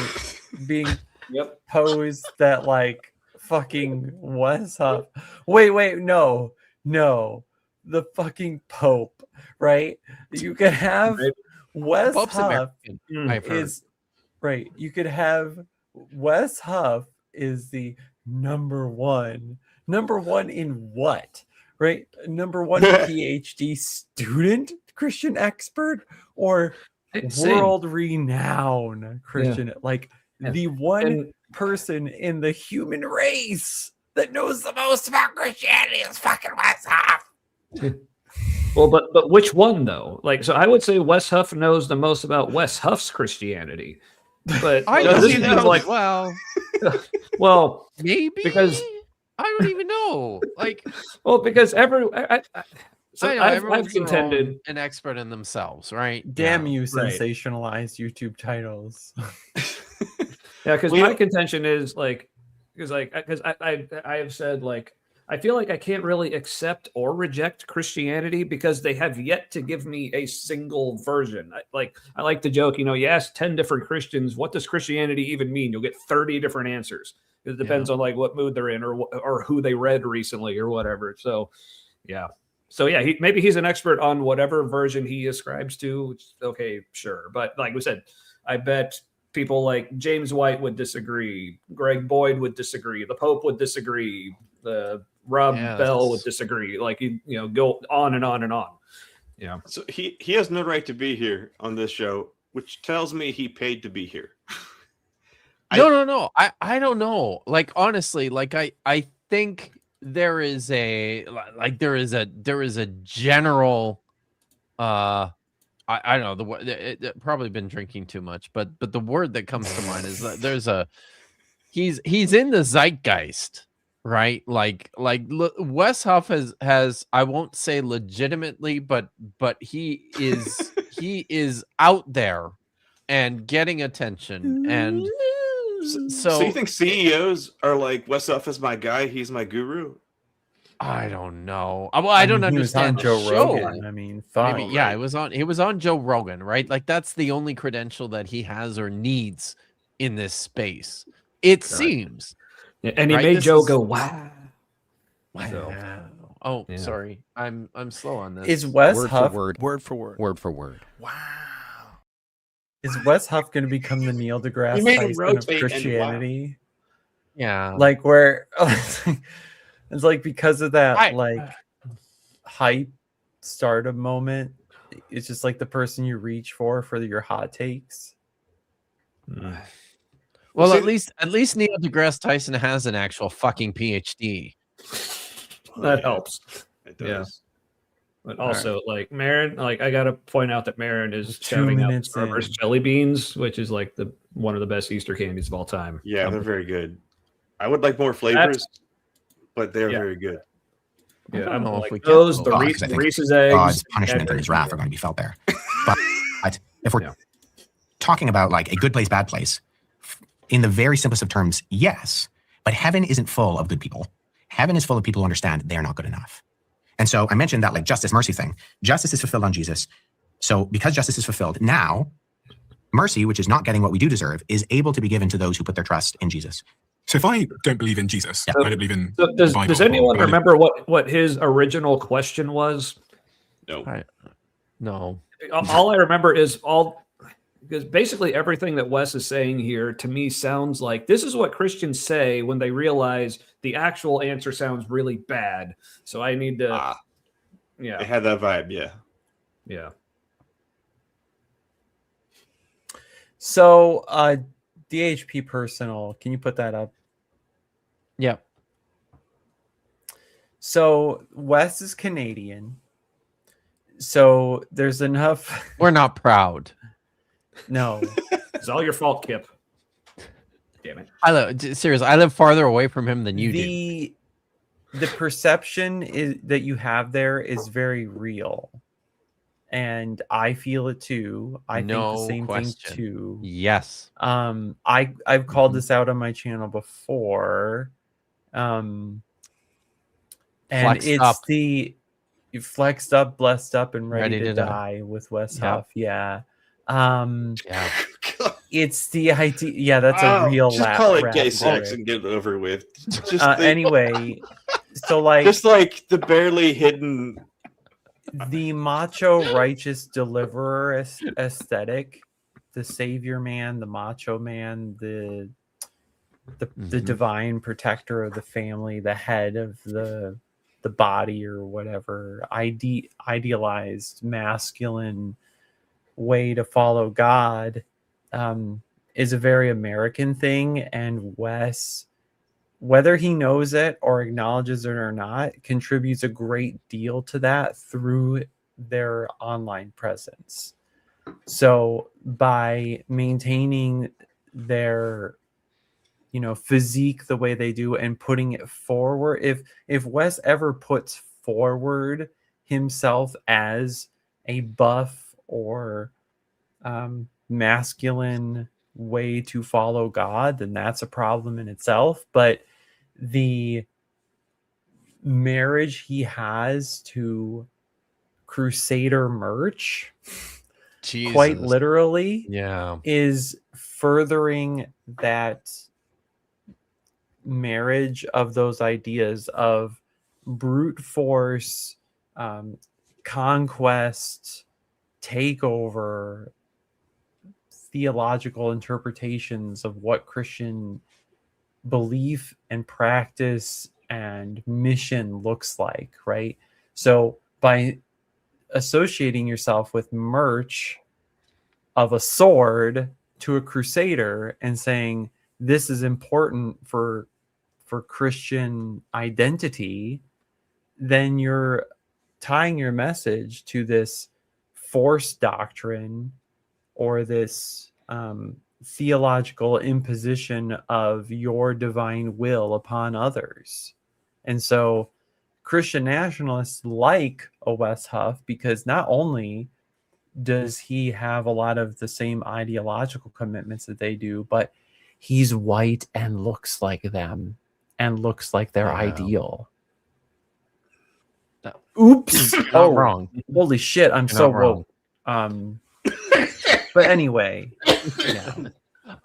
So I just have to say, John Gooderham, no, because he doesn't live there. So yeah, I don't think it would work. Look, Ice would think it would. I'd rather hump his leg than arrest him. So they probably like him. Yeah, that's true. Mm-hmm. Be like, come live here. Was that too brutal? Oh no. So I'll mention again if you guys want we still have lots of time left to hit the super chat goal, but it's like a 10. I have 10 minutes of clips of the new video. If we hit like 10 super chats, I'll show half of it. So yeah, it's good. All right, play button. We're only Jesus. We're never gonna get through this. You're the one with we never were ever going to. It just wasn't happening. A good life. I'm nice to people, charitable, trying to be kind wherever I can be. Yeah. And I don't believe in God. Am I going to hell or heaven as it relates to the scriptures? Well, I don't think if you're living your life rejecting God, God is not going to force you into his presence. So I'm not going to go into heaven. I'm not going to go to heaven then? No. Where am I going to go? Well, you would go to hell. And what is that place like according to the scripture? Give me a depiction in my mind of what hell might be like for me. Yeah, I mean, it's not a good place. It's not a nice place. If you have any Christianity in your background, you may know the verse I'm about to quote. Trust in Yahweh with all your heart and lean not on your own understanding, but in all your ways defer to him, and he will direct your paths. Now, you may know a different translation of that. Trust in the Lord with all your heart, in all your ways acknowledge him. And it was very often quoted as the bedrock of humble Christian spirituality. Lean not on your own understanding. Trust in Yahweh with all your heart. What does it mean not to lean on your own understanding? It means not to think for yourself. It means not to trust your own mind. His picture frame behind his head is crooked and it's driving me fucking nuts. Anyway. Religious authority is telling you something else.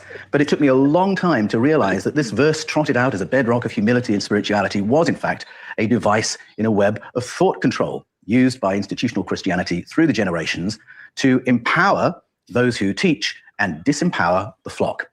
So I don't think that's actually purposeful. Very cynical view. It is a very cynical view. So there's a couple things I actually want to say about that. So in Christian belief, and this cuts both ways for both whatever he's going to say about scripture and what Wes would say about scripture, is that the idea that there is a fundamental corruption at the very nature of human beings after the fall, which usually comes with the consequence of believing that any possible thing you could perceive could be incorrect. So think about that for a second. The thing that Christians get really mad about atheists for, this idea of global skepticism, like anything you could believe is actually only a provisional claim, right? As Erica Gutsick-Gibbon, like everything in science is actually just provisional. It's like subject to revision, right? Which is actually, I think, a pretty rational way to live. But believers, especially like presuppositional or just general Christian believers, are like, everything can't be subject to revision because that could be self-refuting, or you're just skeptical about everything, blah, blah, blah, blah, blah. Well, if the fall of man entails that everything you could believe could potentially be false, your worldview invites global skepticism, right? You're just as bad off as us, that anything you could believe could be false. So whoops. Welcome to the game. Yeah. Like, we're all playing. But the other thing is, I think that the deference to authority or appeal to an external standard is not inherently a method to control other people. It's just a byproduct of something we do. Yeah. Or something that's a part of that system, right?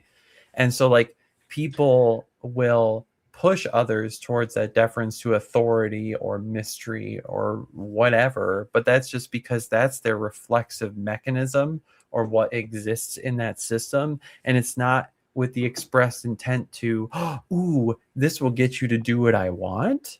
Yeah. It's just what works. And people discovered that it works, and we kept doing it. Like, you know, it's like a good pickup line. You discover it works, and you just keep using it, right? It's just it just kind of naturally evolves. Yeah, exactly. Yeah. Couple things I want to hit. Noise Ending, thank you for the $5. Says he'll settle for a video of Dagon running on his treadmill, which is always amusing. Marin, I think, has the has the right response here. I don't choose hell. But you Checkmate. do. And like, oh, well, checkmate like or something. I don't checkmate understand. is that the it's like the checkmate of checkmate. I don't know. I'm not very good at chess. The game's supposed to be over when you checkmate. Yeah. It's supposed to be. Mark Reed Atheism in Russia. I'll choose you. Oh my god. Well, that's just too true. Yeah. All right. Press play. Yeah. The reason I mention that is because that in my coaching space, I found in recent years that a lot of people have really struggled to give themselves permission to look at the kind of things we do at Ancient Knowledge Academy, or the things I've written about in the Eden series, without the terrifying fear lurking in the wings that if they believe the wrong thing, they're going to go to hell. That if they believe the wrong thing, they are going to be tortured in perpetuity by an implacable God who will not have mercy after you've died.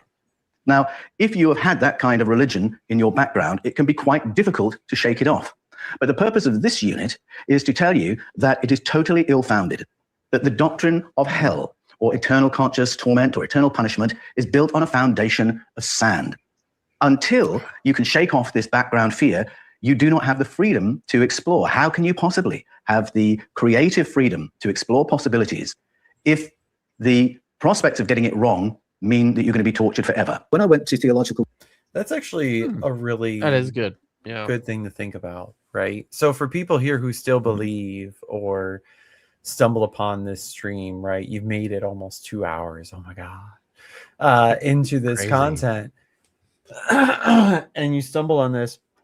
I mean, really think about that, right? That if what you believe is true, you shouldn't fear introspection. you shouldn't fear criticism, right? And so if there are criticisms or contrary beliefs that are out there that stand against yours or in incongruence to yours, like just look at them, right? But if you're scared to do that, what does that say? Are you really convinced that what you believe is true?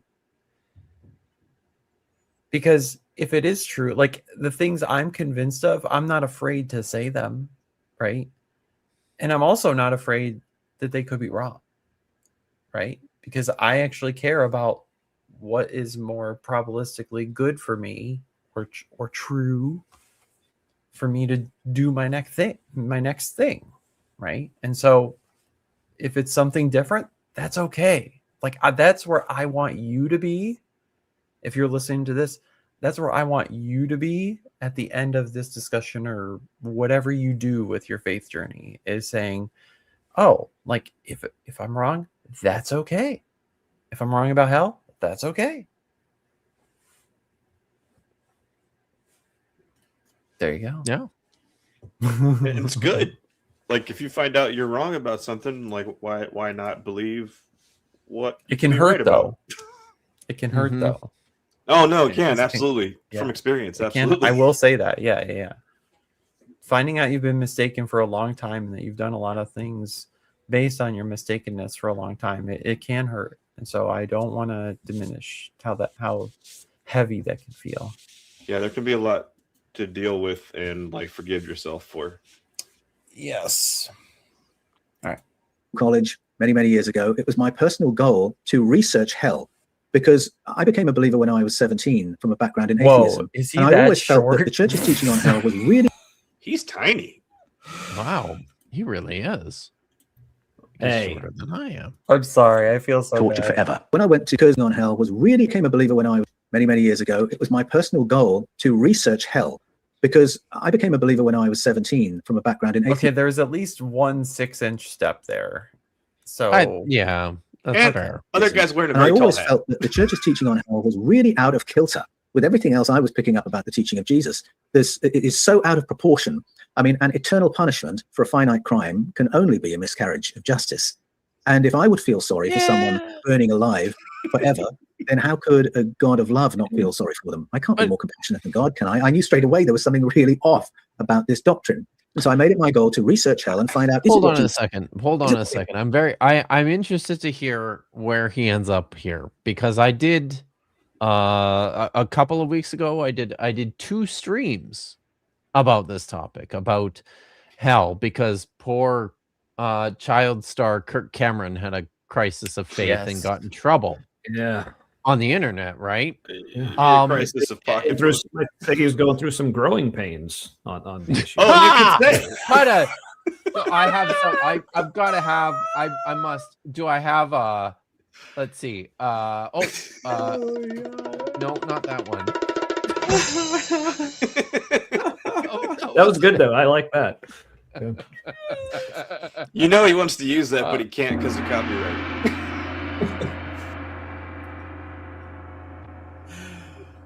Very ominous. It's like that almost sounded like that joke was terrible. We're about to behead you. But also, ta-da!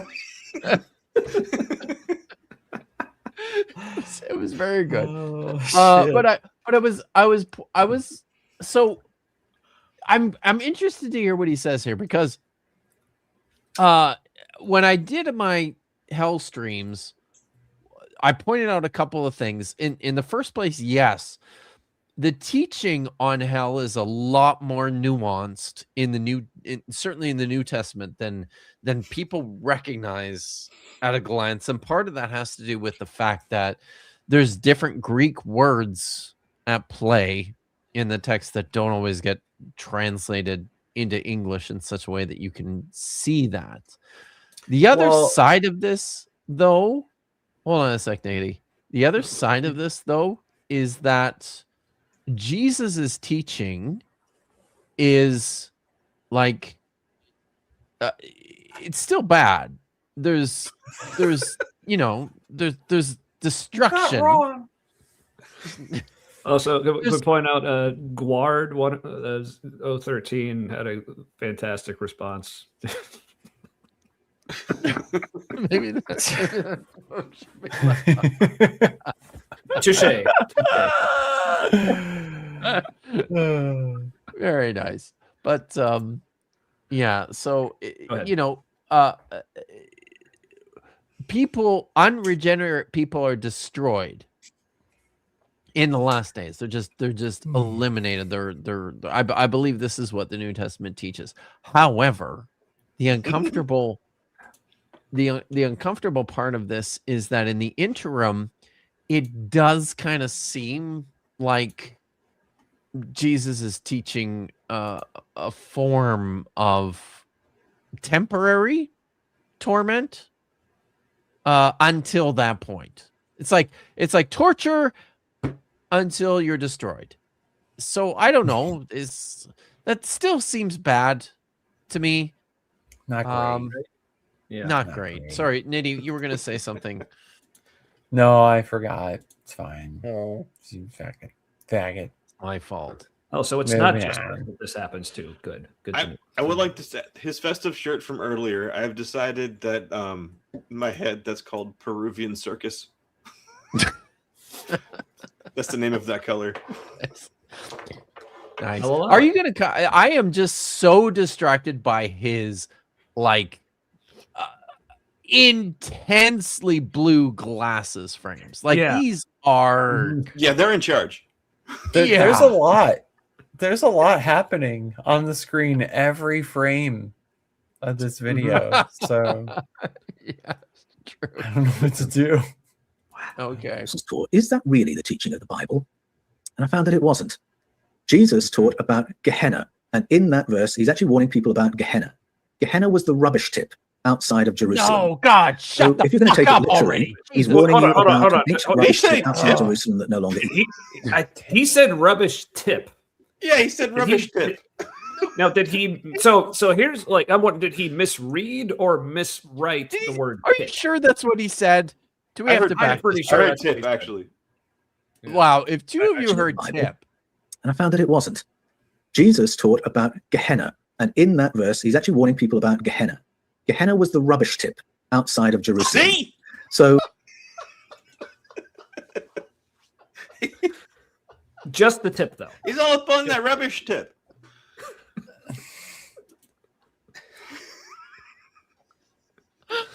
Wow. Okay. Wow. Like it was a rubbish tip. That sounds like a bad Yelp review for a male escort. Well, you know, he did have that erect stonework in the shot right before that, so it was like he set up his own accidental guys, pun. wow. I'm sorry. But okay. But wait. Okay. Let it go for a minute because I have things to say. So if you're going to take it literally, he's warning you about an ancient rubbish tip outside Jerusalem that no longer exists. So for the literalists, there's the literal meaning. But again, it's a British thing. Figuratively, he's talking about the trash heap of life. If you've got something that threatens to ruin your life and end you up on the trash heap of life, get rid of it. You don't want to end up there full of regret and remorse, unable to go back and change things. So that's how I take that. Read the Gehenna texts in the New Testament and you'll realize that's what Jesus is on about. He's not warning about eternal conscious torment in hell, which is a monstrous idea. And traditionally, Christians have threatened people all around the world with that, if they're not Orthodox Christians, threatening men, women, and children with that horrific Slipknot. vector. It's not what Jesus taught. Gehenna is a place of ruination, and you should make every effort to avoid it. That is what Jesus was really on about. That's my view. Everybody is going to hell. Hold on a second. So that's a good clip. Now, some people in the chat are correcting / ruining the whole pit tip thing. But, is that really that's a thing? Really? Yeah. So I mean, thank you for the correction. Yeah. It's a British way to be wrong. Where is we should this? always It's be like open to correction. Here. I'll give you all the tip. Is that for real? That's very colonial of you. Oh, it's slang for the dump. Really?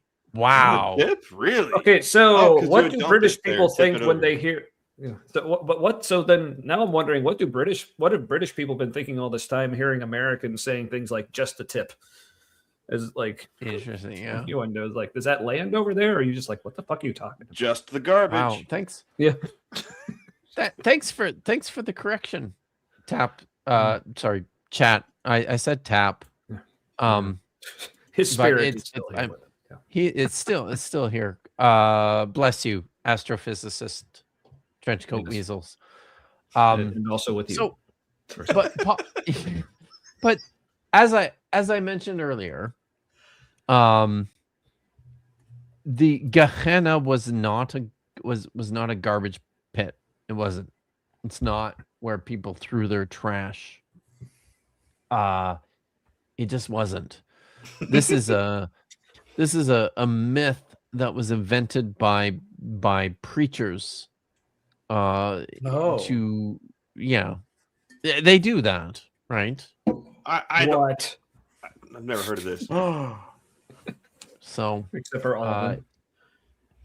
It's just Gehenna was the place where early on there were child sacrifices, probably to Yahweh, as you do, and then it became the place where they tossed all the corpses and the dead bodies of the people who were killed and emaciated in the siege.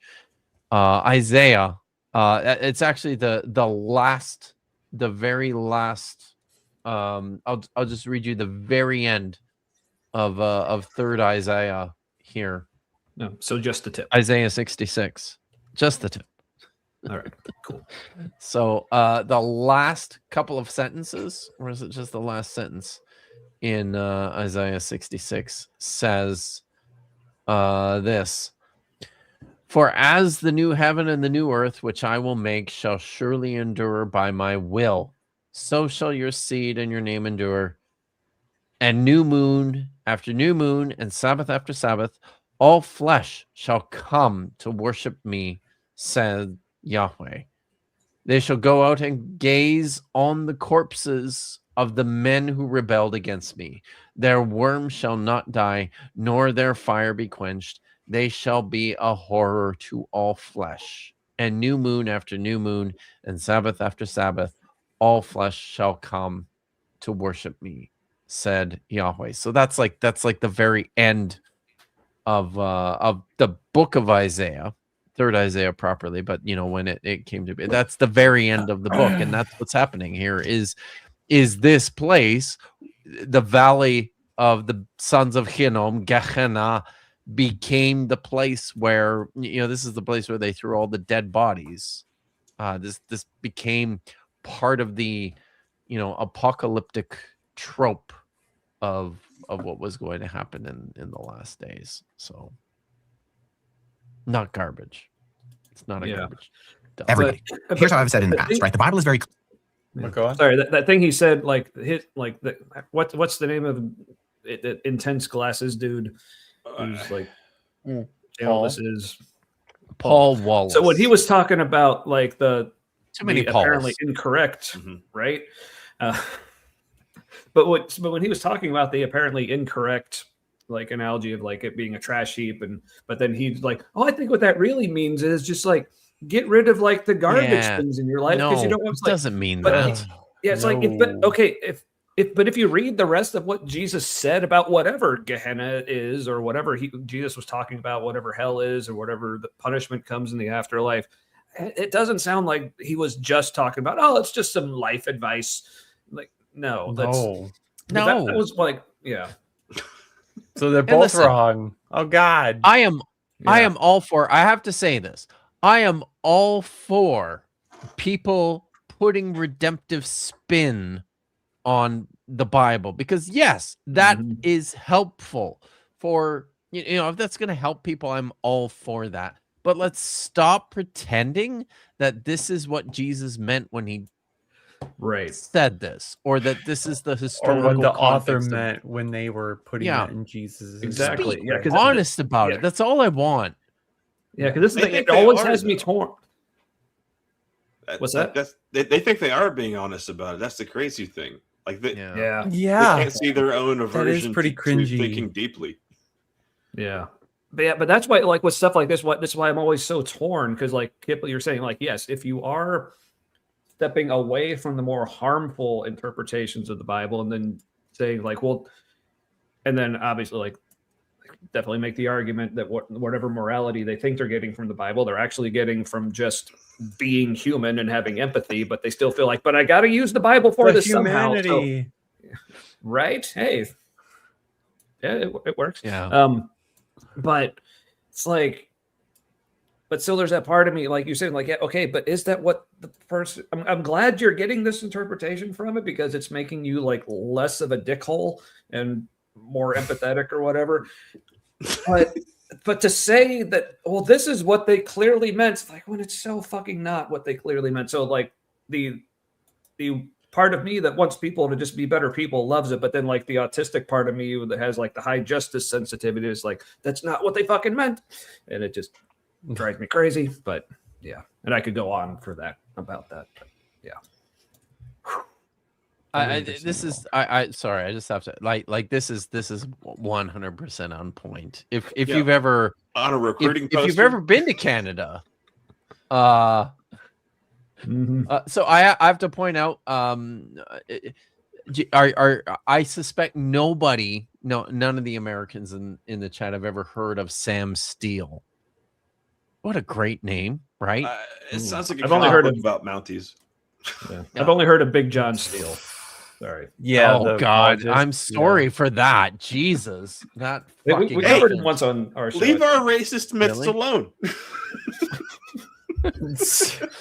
So, that juvenile All right. delinquent just pisses me off. But Sam Steele was the founder of the Northwest Mounted Police, which became the Royal Canadian Mounted Police. But yeah, very much. When I think of Sam Steele, I picture Westhoff. I don't think of Sam Steele often, but when I do, I picture Westhoff. Is that like the Roman Empire for Canadians? Yeah. How often a day do you think of Sam Steele? Oh my god. So wait, how do you start the Mounties? Was it like a militia at first, and then they're like, we should legit this shit before it gets out of control? No, it was like a legitimate police force founded in order to control all those ruffians in the what is now the Yukon during the gold rush of the late 19th century. Which I mean, when we're ruffians, I mean, we all know who we're talking about, right? It's all you goddamn Americans coming up here and causing shit, right? Like that's it. So I'd say by are the bad, way, but you know that one of Trump's ancestors was running a brothel in Yeah, and his Dawson last City name up in was the not Yukon. Trump. It was not Trump. No, So- it was something really stupid. It was Drumpf. Drumpf? Yeah, yeah. That's right. Yes. Mhm. Which That's makes true. complete sense. He's completely a Drumpf. Sam Steele was the Canadian answer to Mr. Drumpf. And honestly, in Live up in to the that, legacy. Yes. Take care of things. Oh, listen, guys. The Detroit Atheist Queen wants a video sneak peek. So have we made it? I will Not everyone. I will listen if I get where am I at here? I know so there was a bunch of super chats that came in before I started the counter. So we're actually at and there's two going on here at the same time. So we're actually at 12. If I hit 15, I'll give you like a 3-minute preview. So I've already got one more. Thank you. So it's a amount Megan of Deegan. super chats. It's not a It's not the dollar amount. It's just Okay. no, it's not. It's not a dollar amount. It's just number of super chats. right. Vegan Degan says, "I'm happy to be laughing with y'all while listening to the topic of hell. I grew up Calvinist, so hell seemed extra." Yeah, I believe Yeah, that. me too.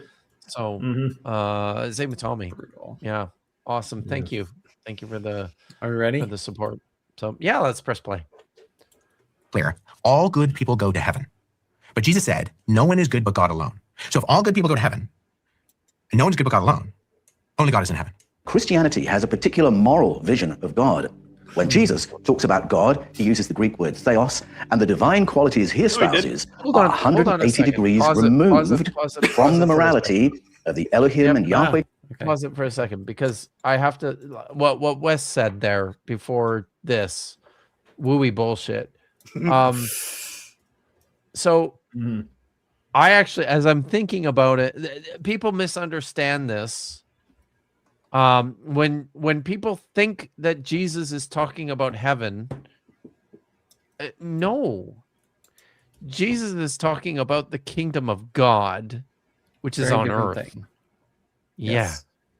And I mean, he says so in the text, multiple places. Jesus talks about how this is very much the kingdom of God within Jesus was a Jewish apocalypticist within within an apocalyptic worldview. The expectation was that God was going to come down and defeat all of Israel's enemies, who were the fucking Romans, and he was going to establish his kingdom on earth, not in heaven. It's not an out there. It's a very much an a here and now kind of rhetoric. Well, if you read the Christian Testament carefully, you'll actually just see over and over again that the new heavens and new earth are all very physical things. Oh yeah. Like, I think a lot of people don't realize, believe, like deconverts, believers, whatever alike, that all of it is actually not this incorporeal woo experience. No, it's food, drink, mountains, rivers, bodies, like sensations. Like, it's a lot of it is very visceral and physical, and that's not going away. Yeah, and the giant golden Borg cube that's going to descend and yes, fuck yeah, it's an actual thing. Yeah, look, if that happens, it's aliens, right? Like, that's not Jesus. Right. But speaking of like Jesus being an apocalypticist, like also a bit of a he was wrong about a lot of shit that he was apocalyptic about. Also, highly religious, no matter what evangelicals try to tell you about how it's a relationship. No, Jesus was super religious. Also, sometimes kind of a dick, if we're honest. So sometimes super. I've got another. He was sometimes. Yeah, sure. It just depends. We all have. It's almost like he was just a person. Some was good, some was bad. Right. Yeah. Got another super chat towards the preview. Thank you, Jonathan Geese. So I need two more, and we'll at least see some of it. Yeah, come on. We can't let Kelly down. She really wants to see this. No, Kelly really wants to see it. Come on, everyone. Yeah. Are you ready? All right, let's listen to the wooey bullshit. The characters in the Hebrew scriptures. That ought to clue the Christian believer straight away that at least some of the Elohim and Yahweh stories are something other than God's stories. They are something other than revelations of the character of God. Wait, and so I believe Christians, when they read these ancient texts from the Hebrew, what? They were always something other than that. I don't know. Okay. Canon should be on the front foot in recognizing that we are being told about something else, contact with a different kind of entity in the deep past. Whoa, what? Aaron's sons, Nadab and Abihu, took their censers, put fire in them, and added incense, and they offered unauthorized fire before Yahweh, contrary to his command.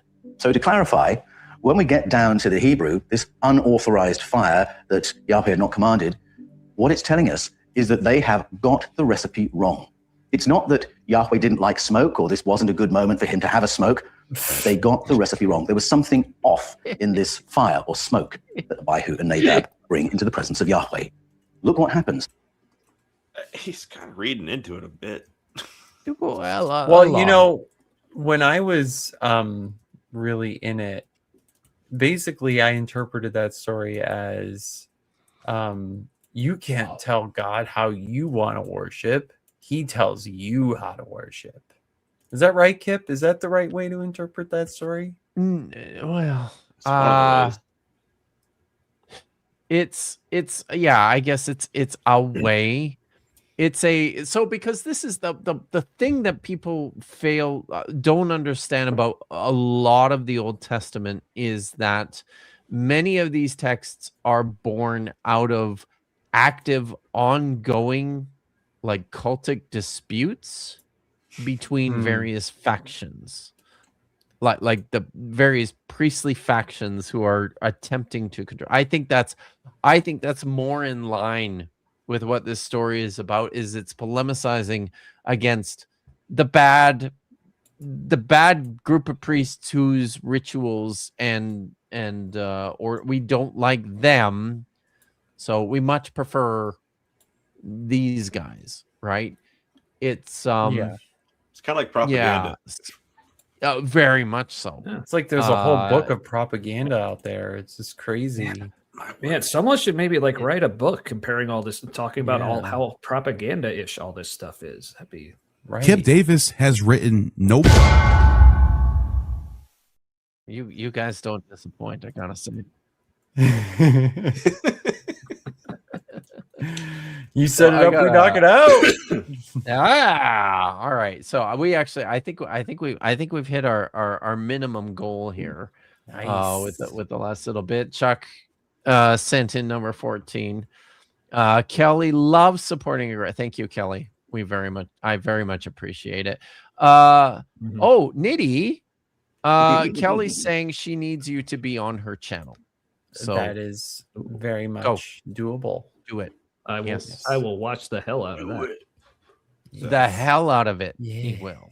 So and Chuck is sending in number 15, which actually ended up being number 16. Miranda Rensberger, thank you. Before the last pause, he said something about Jesus using the Greek word for God. Right. Can we address that? But what I missed that. What did he say? He said Jesus used the Greek word for God, theos, which is not what language Jesus spoke. It sure isn't. Like guarantee was it this guy who said that, or was that Wes who said that? Yeah, it was this guy. This guy. See, this is the other stupid this is the other stupid irritating thing about this, and I encounter this so much. It feels like if it doesn't matter what side of this weird apologist coin you fall on. If you're going to be an apologist for the text, it feels like everybody has this insistence that the text is somehow purely representative of things that actually happened, and it just fucking isn't. It's just not. So no, Jesus is not using the Greek word for God. These are the Gospels are texts that were written in Greek by people who were almost certainly living in the broad, like outside of Palestine, in Rome probably, or maybe other parts of the Greek-speaking empire, and they were writing in Greek. Stupid point, Paul. This is a stupid point, Mister. Well, I think Al Trucker in the chat had it there. Jesus just had Babelfish. So Paul's dressed too well to have such bad ideas. Holy shit! Why the hell is Al awake? I don't know. Al, what are you doing? It's like well past. Okay. Al is in bed. All right. Wait, is Al dreaming this? Totally. Are we all on Al's dream? It's a dream stream. we're all part of Al's dream now. It's Oh, okay. Before you press play, I've got one more here from Claude Simeon for $5. I'm going to write more scripture. If Jewish and Christian people were comfortable writing canon for centuries, why can't I? Only 3/4 joking. Yeah, no, it's not a bad point. We honestly. should start a collection of works that like we should include. Okay, like we figured out none of the Bible is like really anything real. Okay, but like building like the canonical book thing for what is real, that could be an interesting endeavor. So Maya Angelou would be in there for sure. Indeed. Show. Indeed. So Are you And ready? Calvin and Hobbes as well. Press play. Happens when you get the smell wrong. So fire came out from the presence of Yahweh and consumed them, and they died before Yahweh. Yeah. Moses then said to Aaron, this is what Yahweh spoke of when he said, among those who approach me, I will show myself holy. In the sight of all the people, I will be honored. Aaron remained silent. I just love the clarification. Moses summoned there. Mishael. The fire consumed them, and they died. As if because that was necessary. Detail. Rack, Shack, and Benny. Well, like you had to like verify that they're dead because who knows? It could have been walking around. Yeah, well, I was thinking about that too, but this was before. At least what book is he reading from? Yeah, this is from like Exodus or something. So at least chronologically, this is before the Rack, Shack, and Benny. Now, whether this was, I don't know that. So Kip, was this written first, or was the Shadrach, Meshach, and Abednego? Oh, this was written first, but I'm going to ruin your fun. And this is a translational issue, right? Like this is just the way the Hebrew language works. So it's like an intense that when it says that the fire consumed them, it's because the word that's used for like burning with fire is the same word that we use for eating, right? So it's that's like not convenient. The fire ate them, yeah, and they died. So it's just I know it sounds silly, but this is a translational thing, unfortunately. So That's a case funny. where we're doing the more like meaning for meaning translation, not word for word type of stuff. Meaning for meaning. Yeah. Meaning for meaning. That's where the message came from.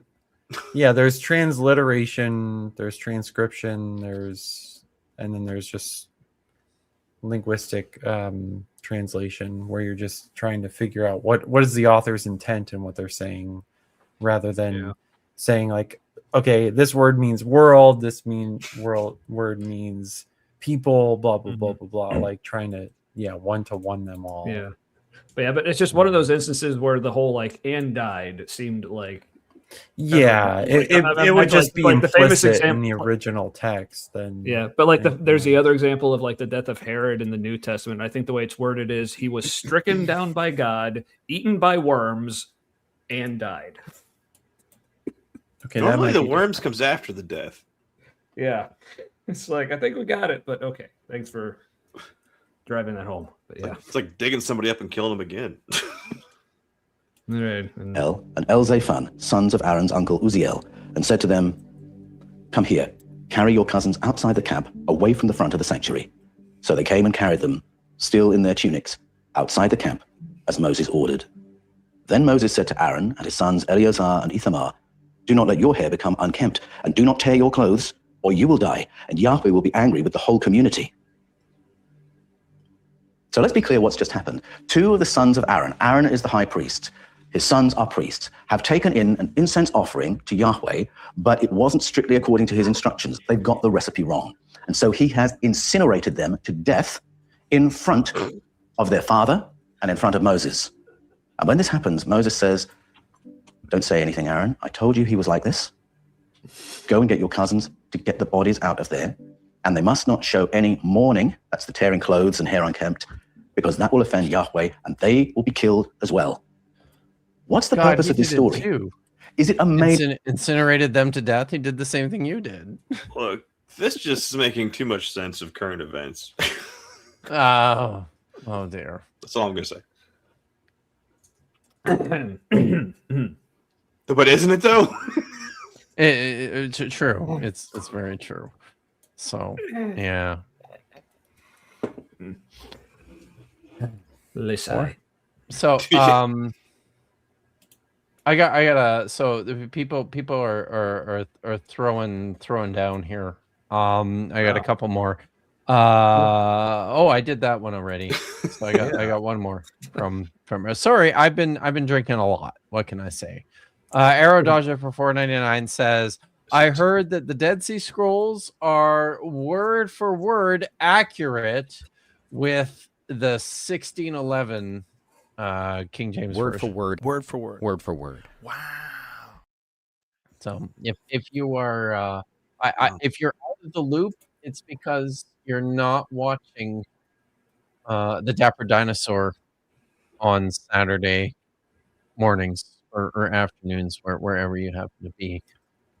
Where we are Vish and I are hanging out with the fucking selfish dinosaur right now, and reviewing a set of at least one video for now, I guess, from a group of guys who are, I'm not kidding, convinced that the 1611 King James version was the original version of the Bible that, With was the these and thous. with the these and the thous. Yes, exactly. And also, like one of my favorite descriptions. I don't remember where it's from. I want to say it's in Proverbs, but the King James way, from what I remember, the way of describing a fart is, it says the wind that passes the way of all. Yes, meat. yes, it's true. That passes the way of all what? Meat. Oh yeah, meat farts are the worst. Right? Yeah. Like, where do they think grain goes though? Like, just meat? True, are they like peeing out eggs? What's happening? It's just oh my craziness. I gotta tell you.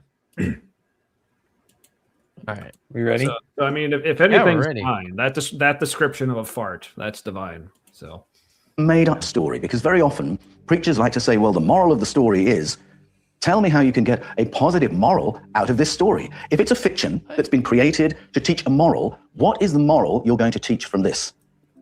The overarching purpose of the canon is for the reader to love and worship Yahweh. Is that going to be the result from reading this story? I would suggest that if the overarching agenda is to get the reader to love and worship Yahweh, this is a deeply inconvenient story, because this will get the reader to despise and fear such a character. That's not the same thing at all. If the agenda is to get the reader to worship Yahweh, this is a deeply inconvenient. Just sorry, that was just a weird. The priest superhero costume. Super priest. Right.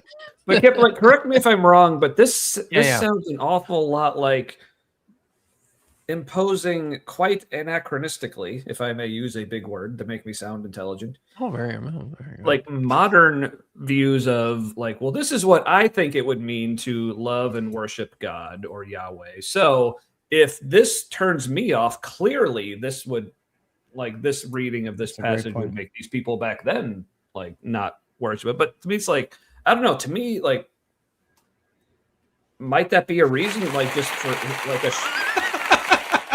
Yeah, that's great. Okay, I guess I'm right. Cool. No, Thank you. Absolutely. No, Yeah. you're on point here. I was going to say, this is presuming that the text is about, making you want to align, about appealing to the beneficence of, and not all the texts are doing the same thing, right? Like, they're just not. It's a collection. It's a collection of a whole bunch of different kinds of texts, and they're doing different things. Yeah, because it's like what we were talking about earlier about like what does the person who is actually writing this stuff down, what are they actually getting at? So for us coming at it with like, well, to me, this doesn't make me love God anymore, so they clearly must mean something else. Like, no. Exactly. They don't clearly must mean something else because I don't like what they're saying. Like, God, It's kind of like oh, my brain.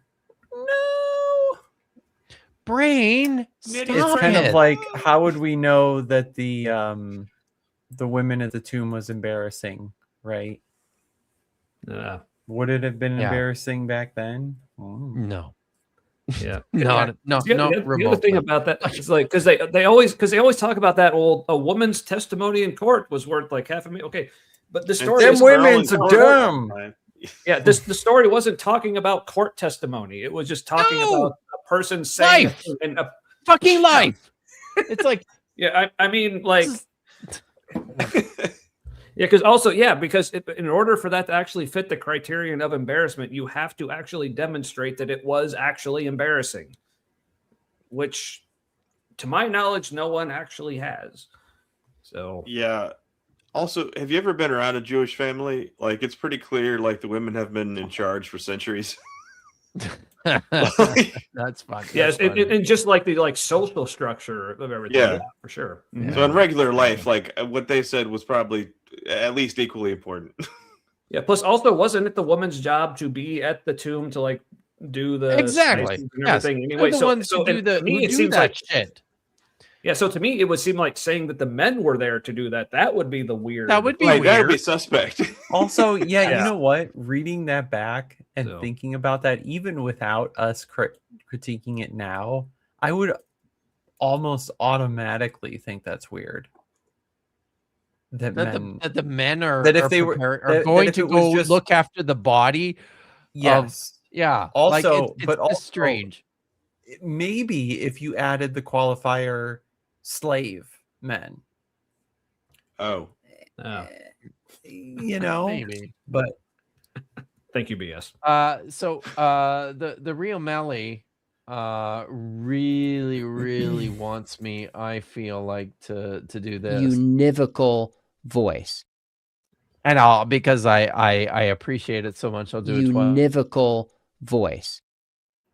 Look, it turned him on a little bit to say it that way, didn't it? Look at the way he says it. Right. Just a little. Yeah. Like, he definitely at least had a semi off camera there. So, women be spicy, right? Am I right? Oh, and misogynistic joke about being in the kitchen and making food, but I don't want to go there. But if you're around the spices, yeah. What's a little body meat? Wait, what? What now? I think we should press play. I think we should what's press play happening? too. Inconvenient story that would have been whatever better it is. left out. So we have to ask, why has it been included? If it's not a story that results in a positive religious imperative, if it's not a story that results in a positive moral lesson, I would suggest it's an inconvenient story that's been included because it couldn't be. Hold on. If it's not a story that was included for one of those two things, I would suggest it's another thing. Right, because wow.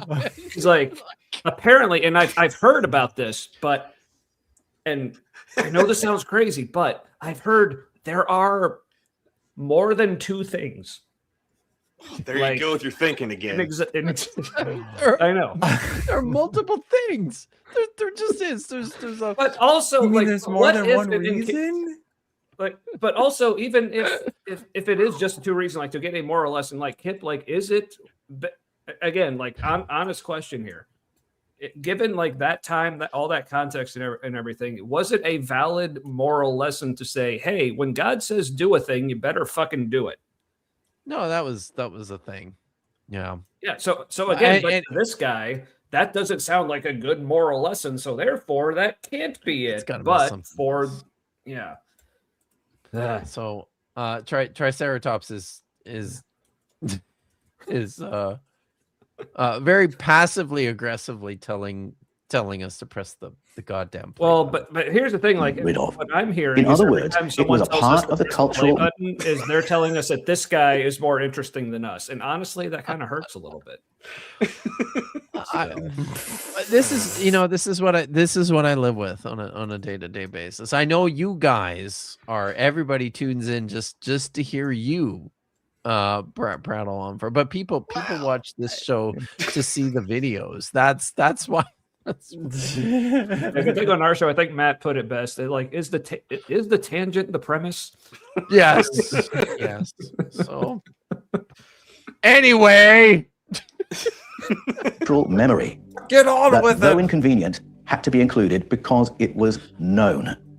If that's the case, then it's a memory of something that is not God. Now, someone might say, but wait a minute, I believe Yahweh is God. And certainly, there are passages in the Hebrew scriptures where the word Yahweh seems to be used in that way, when Yahweh is the ideation of the creator of the cosmos, when Yahweh is the recipient of worship. All sorts of grandiose and transcendent things are said about Yahweh. But I'm talking about these passages where Yahweh is an active player in the story, because in this story, Yahweh does something. He incinerates people who've got the smell wrong. So where's the religious imperative from that? Where is the positive moral from that? And Yahweh is not the only Elohim who needs these smells. If we read the story of Bel and the dragon, which is a suffix to the book of Daniel in the Hebrew scriptures, we see there that Elohim also needs the same smells of burnt oxen and burnt sheep. They're clearly made of the same stock. So I would suggest that there is no Zitz im Leben for this as a moral tale or as a story bringing a religious imperative. okay. Bible scholars talk about the redaction of the Bible. Are you guys familiar with that term? No. Sitzimleben. Yeah, I was actually about to ask. I know I've heard it before, but I don't remember what it means. Yeah, even though I did study German for a little bit in college. But. Something love. It's definitely German. But the only people who understand this term are people who've gone to seminary. I never went to seminary, by the way. But I have taught famous. You didn't have to tell me, but okay. I feel like I have to keep saying it. What can I say? I have taught at seminary. It's a theological term. It literally means like setting in life, and this is the term that is used within like biblical critical scholarship for the situation in which a text was written or broadcasted, like rehearsed, spoken to the people, right? So that's what that is. But yeah, that's how you spell it. It's a So yeah, dative tense. Yes, it's not the dative tense. Bible being organized by Yahwist, Elohist, Deuteronomist, and priestly authors. And they talk about the agendas reflected by these different layers of redaction. And so they say some of the editors, they've written this, they presented this story in a way that will endorse the kingship, the monarchy, the Jewish monarchy, or they've written this in a way that endorses the Deuteronomistic laws, or they've written this in a way that authenticates the priesthood. This story doesn't do any of those things. It is a picture of a terrifying, it so monstrous being. fucking does. What are you talking about? What? Yeah, what?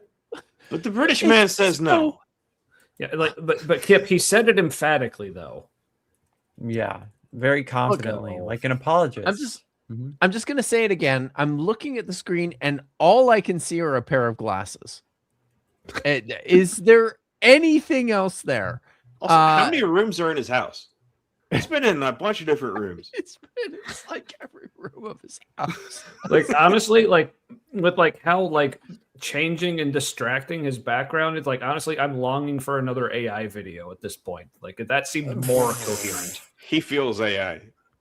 He does. He does feel. The model's not stable between renders. Yeah. And you are right, Brandon Runyon. You are right. It's true. But you know, I mean, he and I have met. He's yeah, it's so funny. He's about 4 feet tall, right? Yeah, he's not a big Who's guy. taller, him or Wes? Still kicked your ass. Ouch. Ouch! When What is it the on fuck, video? dude? I know that's exactly what you said when he was kicking your ass. Yeah. What? Oh my God! When did that happen? I don't remember. Thank you for inviting me on any your of show, this. by the way. Yeah, right. There's a first and a last time for everything. Apparently, we aim to please. Well, hey, it's like I said, we appreciate you, Kip, because obviously, we've been like admirers of yours. For way now before the you ever suck up saw our show, starts. but like they say, I like see how this folks, works. like kids, like never meet your heroes.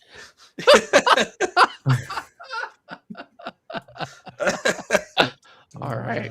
I'm pretty sure the drugs did me in after my back surgery, and I just haven't woken up, and this is all a dream. Kip loves you. we love Kip. Everything's fine. It's all good. It's all good, you guys. All right. We've hit our super chat goal. By the way, I'm happy about that. So we'll get to watch a good chunk of the preview. And yes, Nitty is frozen. I have noticed that. I didn't want to say anything, so I'm glad you did, Maren. I was because wondering why didn't his want mouth to. wasn't moving or much of anything Yes. else. Nothing At least else it's not like at a all. super awkward pose. It's just it's not. But he looks happy. At least he's very. Mhm. Oh, look there you. We fixed it. Am I good now? There's movement. You're good. You're good. Okay, that's weird. Press the play button. Being who will incinerate people without mercy, without forgiveness, without warning, because they got the smell wrong.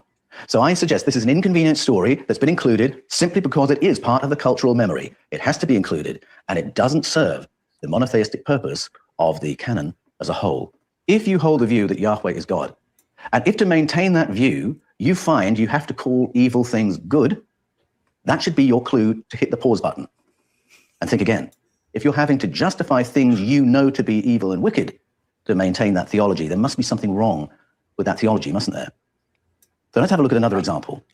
I'm just 2 going to Kings, say chapter 1. it's a good thing we're not listening to him and pressing the pause button all the goddamn time.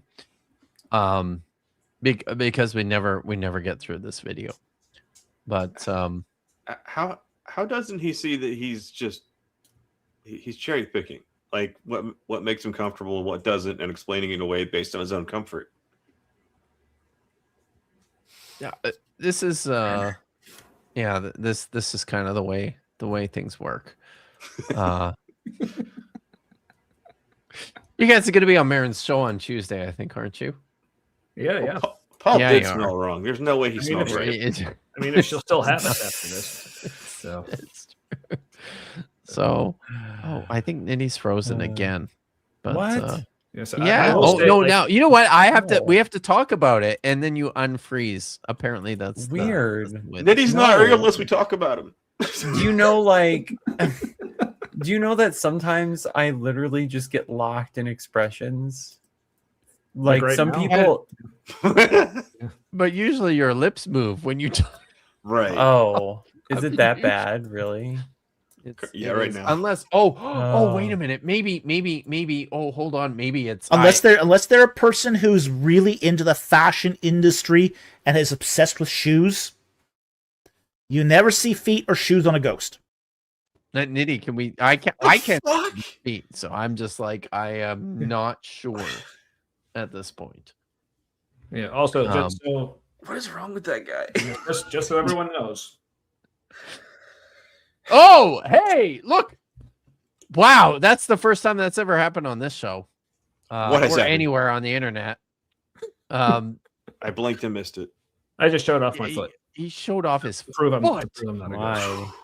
God damn! You're gonna make people stumble. Gross. Oh wait, By hold the on. way, But I he said feet. He said feet. So here's the Oh other. Jesus! You're actually holy shit! Oh my god! Wow! The stream is now demonetized. Thank you very much, Tommy, for that. Unbelievable. Yeah. Find me on OnlyFans though. Monetize that. But Okay, what shall we find out about the Lord's judgment on Ahaziah? Yes. Okay. After Ahab's death, Moab rebelled against Israel, Now, Ahaziah, the king, had fallen through the lattice of his upper room in Samaria and injured himself. So he sent messengers saying to them, "Go and consult Baal-zebub, the god of Ekron. Go and consult Baal-zebub, the Elohim of Ekron, to see if I will recover from this injury." So he sent messengers saying to them, "Go and consult Baal-zebub, the Elohim of Ekron, to see if I'll recover from this just injury." said that 3 times. But the messenger of Yahweh said to Elijah the Tishbite, "Go up and meet the messengers of the king of Samaria and ask them, is it because there is no Elohim in Israel that you are going off to consult Baal-zebub, the Elohim of Ekron? Therefore, this is what Yahweh says, you will not leave the bed you're lying on. You will certainly die." So Elijah went. When the messengers returned to the king, he asked them, "Why have you come back?" "A man came to meet us," they replied, "and he said to us, 'Go back to the king who sent you and tell him, this is what Yahweh says. Is it because there is no Elohim in Israel that you are sending men to consult Baal-zebub, the Elohim of Ekron? Therefore, you will not leave the bed you are lying on. You will certainly die.'" The king asked them, "What kind of man was it who came to meet you and told you this?" They replied, "He was a man with a garment of hair and with a leather belt around his waist." The king said, "That was Elijah the Tishbite." Then he sent to Elijah a captain with his company of 50 men. The captain went up to Elijah, who was sitting on the top of a hill, and said to him, "Man of Elohim, the king says, 'Come down.'" Elijah answered the captain, "If I am a man of Elohim, may fire come down from heaven and consume you and your 50 men." Then fire fell from heaven and consumed the captain and his men. At this, the king sent to Elijah another captain with his 50 men. The captain said to him, "Man of Elohim, this is what the king says, 'Come down at once.' If I am a man of Elohim," Elijah replied, "may fire come down from heaven and consume you and your 50 men." Then the fire of Elohim fell from heaven and consumed him and his 50 men. So the king sent a third captain with his 50 men. This third captain went up and fell on his knees before Elijah. "Man of Elohim," he begged, "please have respect for my life and the lives of these 50 men, your servants. See, fire has fallen from heaven and has consumed the first 2 captains and all their men, but now have respect for my life." The messenger of Yahweh said to Elijah, "Go down with him, do not be afraid of him." So Elijah got up and went down with him to the king. He told the king, "This is what Yahweh says. Is it because there is no Elohim in Israel for you to consult, that you have sent messengers to consult Baal-zebub, the Elohim of Ekron? Because you have done this, you will never leave the bed you are lying on. You will certainly die." So he died, according to the word of Yahweh that Elijah had spoken. Well, that was nice of him. King Ahaziah had broken his back. He wanted to know if he was going to recover. And so he sent for word to a neighboring Elohim. The word, of course, means powerful one. He sent messengers to get a medical prognosis from a What? So, where'd Kip go? Oh no! Sorry, there we go. Yeah. Got it. Sorry. So, remember earlier when dude was talking to Wes Huff about hell? Why? Why here?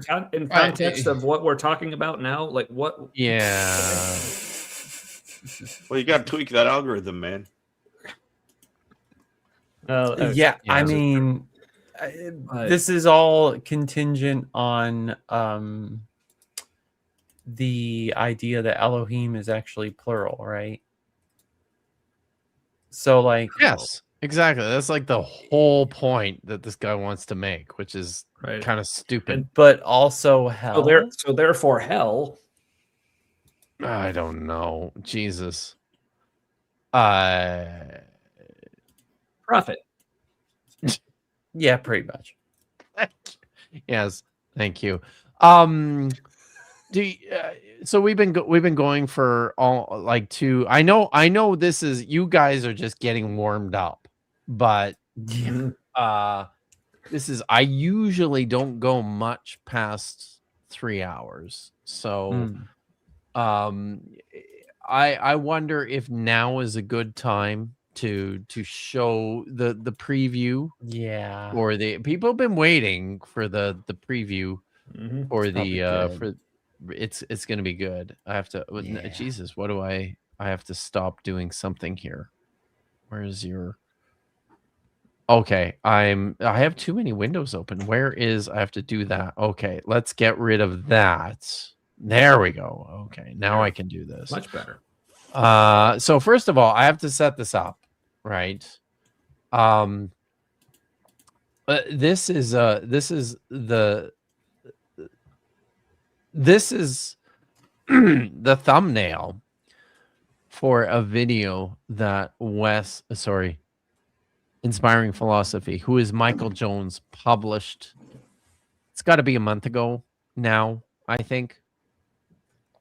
And you can see it's like the New Testament there, and the name of the video is "The New Testament Ended Slavery," which I don't know.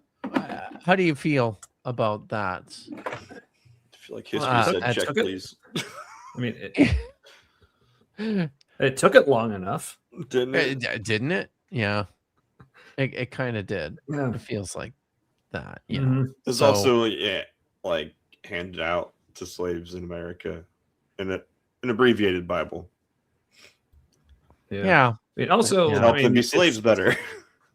I mean, and honestly, like, to be fair, it probably took it so long to end slavery because it itself did actually say slaves obey your masters. So it kind of it's in there. It's very confusing, right? Who could have? So it kind of shot itself in the foot, really. So. I blame God. Void Kitty. This is by the way, Tommy and Matt. This is Void Kitty. Yes. Who is This is Kit Kat. Void Kitty. Kit Kat. The show mascot. Break me off a piece of what? That is a very black cat. Yeah. I have to turn on this light so that you can see the difference between the cat and my clothes or shadows. You have like 2 cameras, Nitty? Yes, I do. Wow, nice. He's got the lap cam. I have a second camera. I have to figure out how to. What I need is a second camera. What do you call those things? The Dutch angle shot. The things that hold the camera on the. Stand? It's like a stand. Thank you, a camera stand. I need a camera stand. Jeez. Is English different up there? It's shut up. I've been drinking. Okay, so that's the thumbnail. So I got together with my good friend Dr. Joshua Bowen. Maybe you've heard of him. And no. So he was awake. That's good. Yeah, I know. Well, we did it during the day, during times when he's not sleeping, and we called Christy Cobb, who teaches at the University of Denver. She teaches New Testament, and she also has written books about slavery in the New Testament, in the Greco-Roman world. So we called her to see if she would be interested in helping us understand this video. And she watched the video and she got back to us and said, I don't understand. So, but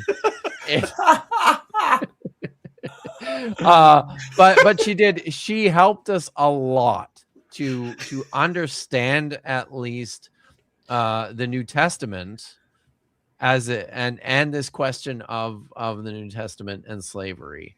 So I'll play you guys. This video, by the way, is coming out this week. So I'll play you a sample. I don't know how I should be thinking about that, Christy, but like I picture the Neo-Assyrian king coming down at the Akitu festival and like giving his like scepter and his accoutrement to the priest of Marduk, who slaps him in the face. Right. And I think, the king there is like, submitting himself to the priest. But I mean, like, there's a very specific context in which that happens. Right. I don't think we see equality between. Rebecca McLaughlin says, Jesus embraced the slave status again during his Last Supper with his disciples. Foot washing was a role usually performed by slaves, and Jesus dressed for the part. He took off his outer clothing, wrapped a towel around his waist, poured water in a basin, and washed his disciples' feet. They were horrified. But Jesus explained, "You call me teacher and Lord, and you are right, for so I am. If I then, your Lord and teacher, have washed your feet, you also ought to wash one another's feet." Paul says this explicitly in Philippians 2. Jesus took the form of a slave when he came to us. So as Christians, slaves are our model of behavior, not masters. We see early Christian leaders like James, Jude, and Paul refer to themselves as slaves. Paul also refers to others as his fellow slaves of the Lord and says we are all slaves of Christ. This language implies two things. First, it can be a good thing to be a slave. It's not a position to be despised. I'm just thinking about that. It can be a good thing to be a slave. Yeah. It's not something to be despised. I know he doesn't mean it that way, but I threw up a little in my mouth. Doesn't Yeah, no, I know it. Try I it, hope Mike. it's the intent, but I do think that we've got to pause there to say that's a problem, right? But also, I think not something that's consistent either at any point in history. Like, as far as I'm aware, slavery is this necessary condition that people manipulate and use to their benefit. But it's not like at any point in history anybody sat back and went, you know what? I think I'd really like to be a slave. Right. Like it's just universally regarded as a bad situation to be in. But also, if our master is Jesus, how could any Christian belong to a second master on earth? It logically follows, if all are meant to serve God and serve others, there is no room for earthly masters in the Christian church. All already belong to God as his, and so it makes no sense for us to belong to another. Paul in 1 Corinthians 6 even goes so far as to say that we were purchased by God. So you were bought with a price, so glorify God in your body. However, in the letter to Philemon, Paul doesn't refer to Onesimus as a slave, but as a son and faithful and beloved brother. This is a crucial letter for understanding Paul's view on slavery.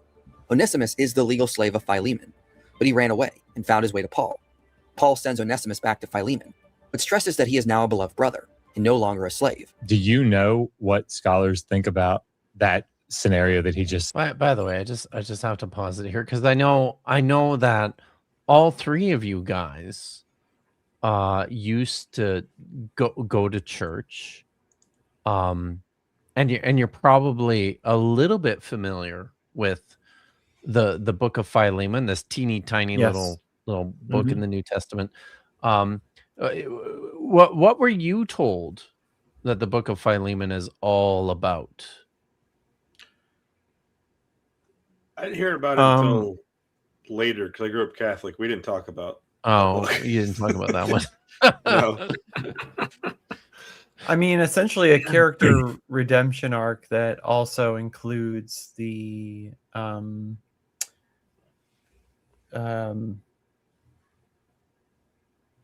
foundation or the rationale or the example for manumission in the New Testament, right? That there was this guy who was a shit slave, so he ran away, and is somehow totally not fictionally named useful, right? Right. Yes. Yeah, totally not fictionally named the word useful when he had been useless. Yeah, and then he is reappropriated to be useful when he becomes a follower of Jesus. And not only that, sent back by Paul to this other guy, which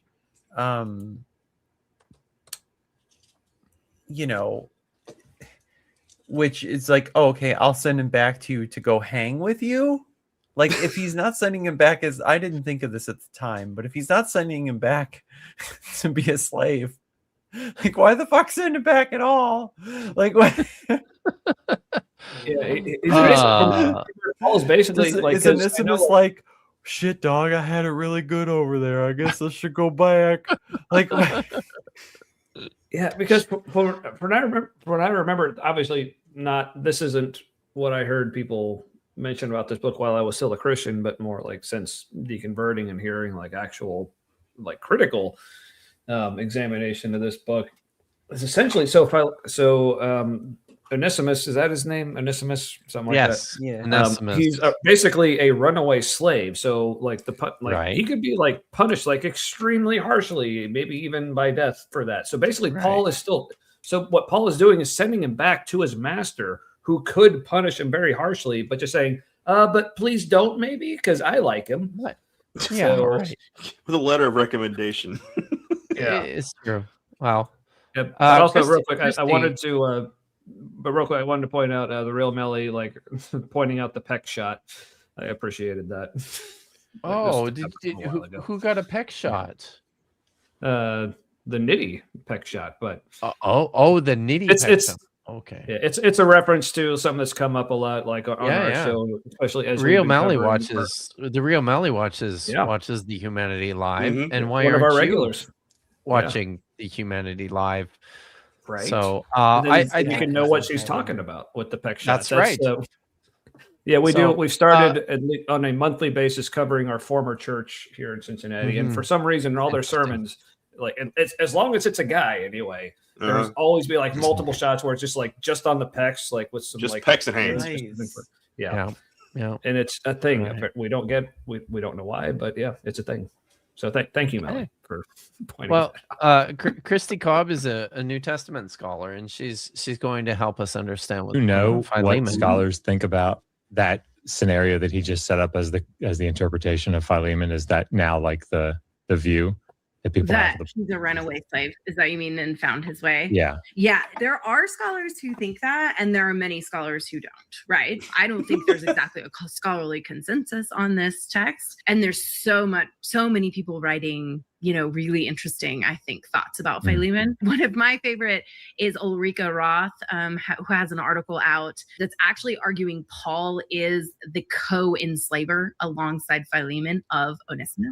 And this happened a lot in antiquity. The like two people or three people, or a group of people, say a group of Christians that would enslave a person or purchase a slave. And because interesting. Yeah, especially if that slave had a particular trade, right, or was helpful in a certain way, and you might not have needed them full time, right? Then you might have like gone in with another person. This is Candida Moss's argument, right? In yes, God's ghostwriter. Yeah. Well, and I should double check, but I think she cites Ulrika Roth here because this idea that Paul and Philemon then both were enslaving Onesimus, and then Paul had him with him and is sending him back along with the letter, right? Yeah. And so then it's not at all, and it's not asking for freedom. It's like, sorry that I basically used the labor too long, as I'm a co-enslaver along with you, right? And so I'm having to write this letter back, in response, right? It's like Hammurabi saying to Zimri Lim, let me just... What's that? Whoopsie, I kept my Game Boy too long. Here you go. Whoops. So yeah, it turns out maybe this is a great. I should snap this picture. That's amazing. It is pretty good, isn't it? That's a Paul good. Does come across picture. like a slaveholder. Yeah, he does. Well, I mean, as she's going to point out, I think she points it out here. Sorry, I'm just catching. I just have to get the screenshot. Here, if I can, there we go. Okay, that one. Okay, got it. I feel like this is the face Josh makes anytime he just hears the words Paul Copan. Do you think I don't know? Is this a pain face? This looks like, to me, this looks like he's well, maybe he's I don't know. Maybe this is the it's like he's enjoying the pain. No, to me, this feels like combination. Like this could be pain, or this could also be him like fantasizing, just like throat punching the dude. But yeah, I feel like that's more this. So, but she's going to go on here and say, shit, I've been drinking too much and I can't remember. What? It's all right. It's just gonna press you're more play. endearing that way. It's cool. Yay! I'm pressing play. Use the army a little bit longer. Yeah. There's nothing clear within the text. I'm correct, right? That Onesimus is a runaway slave. No, that is being returned. It's not clear. The reason that some people suggest that he's a runaway is the bit about basically, I will pay back what he owes, right? No. And and so that is most of where that interpretation comes from, right? Okay. Paul sends Onesimus back to Philemon, but stresses that he is now a beloved brother and no longer a slave, and therefore no longer should be seen as property. No longer a slave should no longer be seen as property. Is that in the text? No. Okay. No longer as a slave, but more than a slave, a beloved brother, especially to me, but how much more to you, both in the flesh and in the Lord, right? And so this idea more than a slave is like, I mean, I do think that my interpretation could be that Onesimus became a follower of Jesus, right? And so now is a brother. And so that is more than a slave in the sense that if this enslaved person is also devoted to the cause, then that's like even more useful, right? Useful. Did you hear my pun? Because Onesimus means useful. Sorry. Very nice. There it is. There. But it's like Very good, Nady. Because you knew this, right? Did you guys hear this? Onesimus in Greek, for everyone watching, means useful. It means useful. Maybe actually I will take this opportunity to plug a friend of the channel has written an excellent book on this. Chrissy Hansen. Yes. Has written, I should dismiss that. So thank you, because I am in Canada. The Empty Prison Cell, The Authenticity of Philemon Reconsidered by Chrissy Hansen. Do not pay attention to the rating, because that's just angry evangelicals who are pissed at Chrissy for being like a brilliant transgender scholar who, just tells it like it is.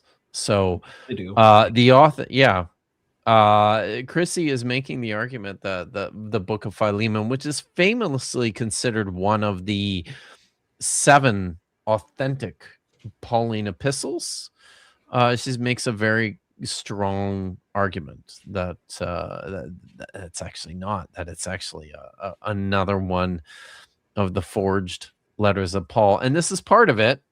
Part of the argument is that how convenient for Onesimus that his name means useful, which is, isn't it though? Right. Yeah, very convenient.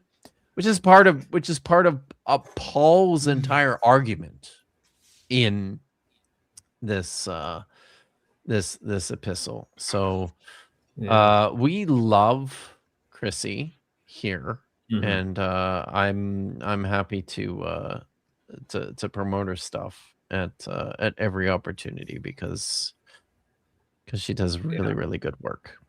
Yeah, so it's good shit. Yeah. But it's like, it's okay. So, I mean, there are some scholars who do argue this means freedom, and it could mean freedom, but I think it means I'm handing him back to you as a follower, a part of the house church, part of the community. This feeds into another question I have.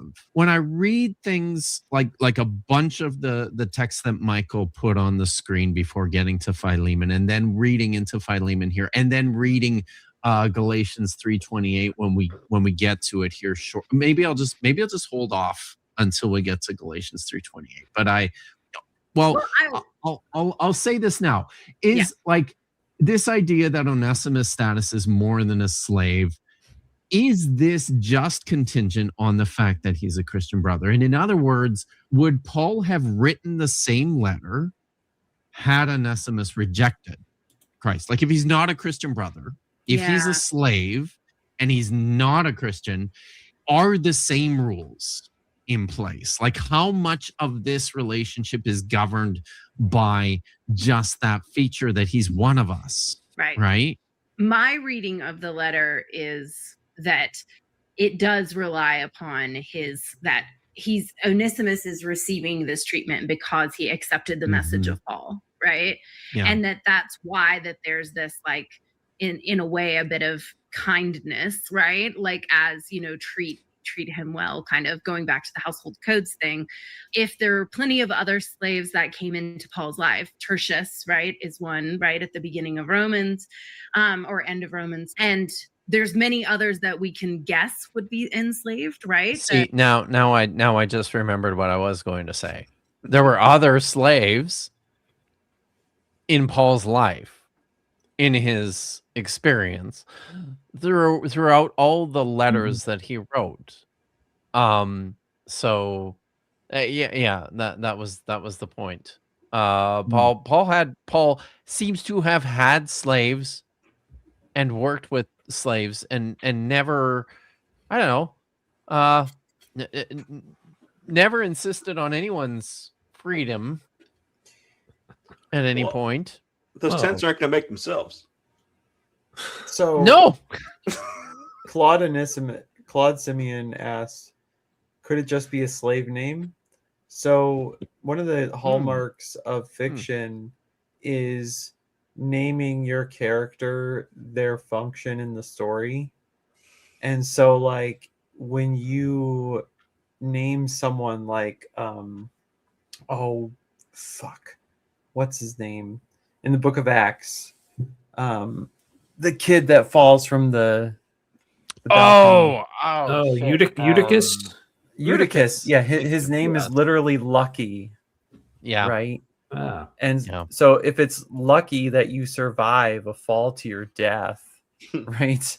Like he falls to his death, and what luck Paul is there to resurrect him, right? He had bad luck he fell. Well, no, great luck because Paul's there, right? Or Joseph of Arimathea, right? The good disciple. From the good disciple is the disciple one town. who the good disciple is the one who does do something for Jesus at the end, right?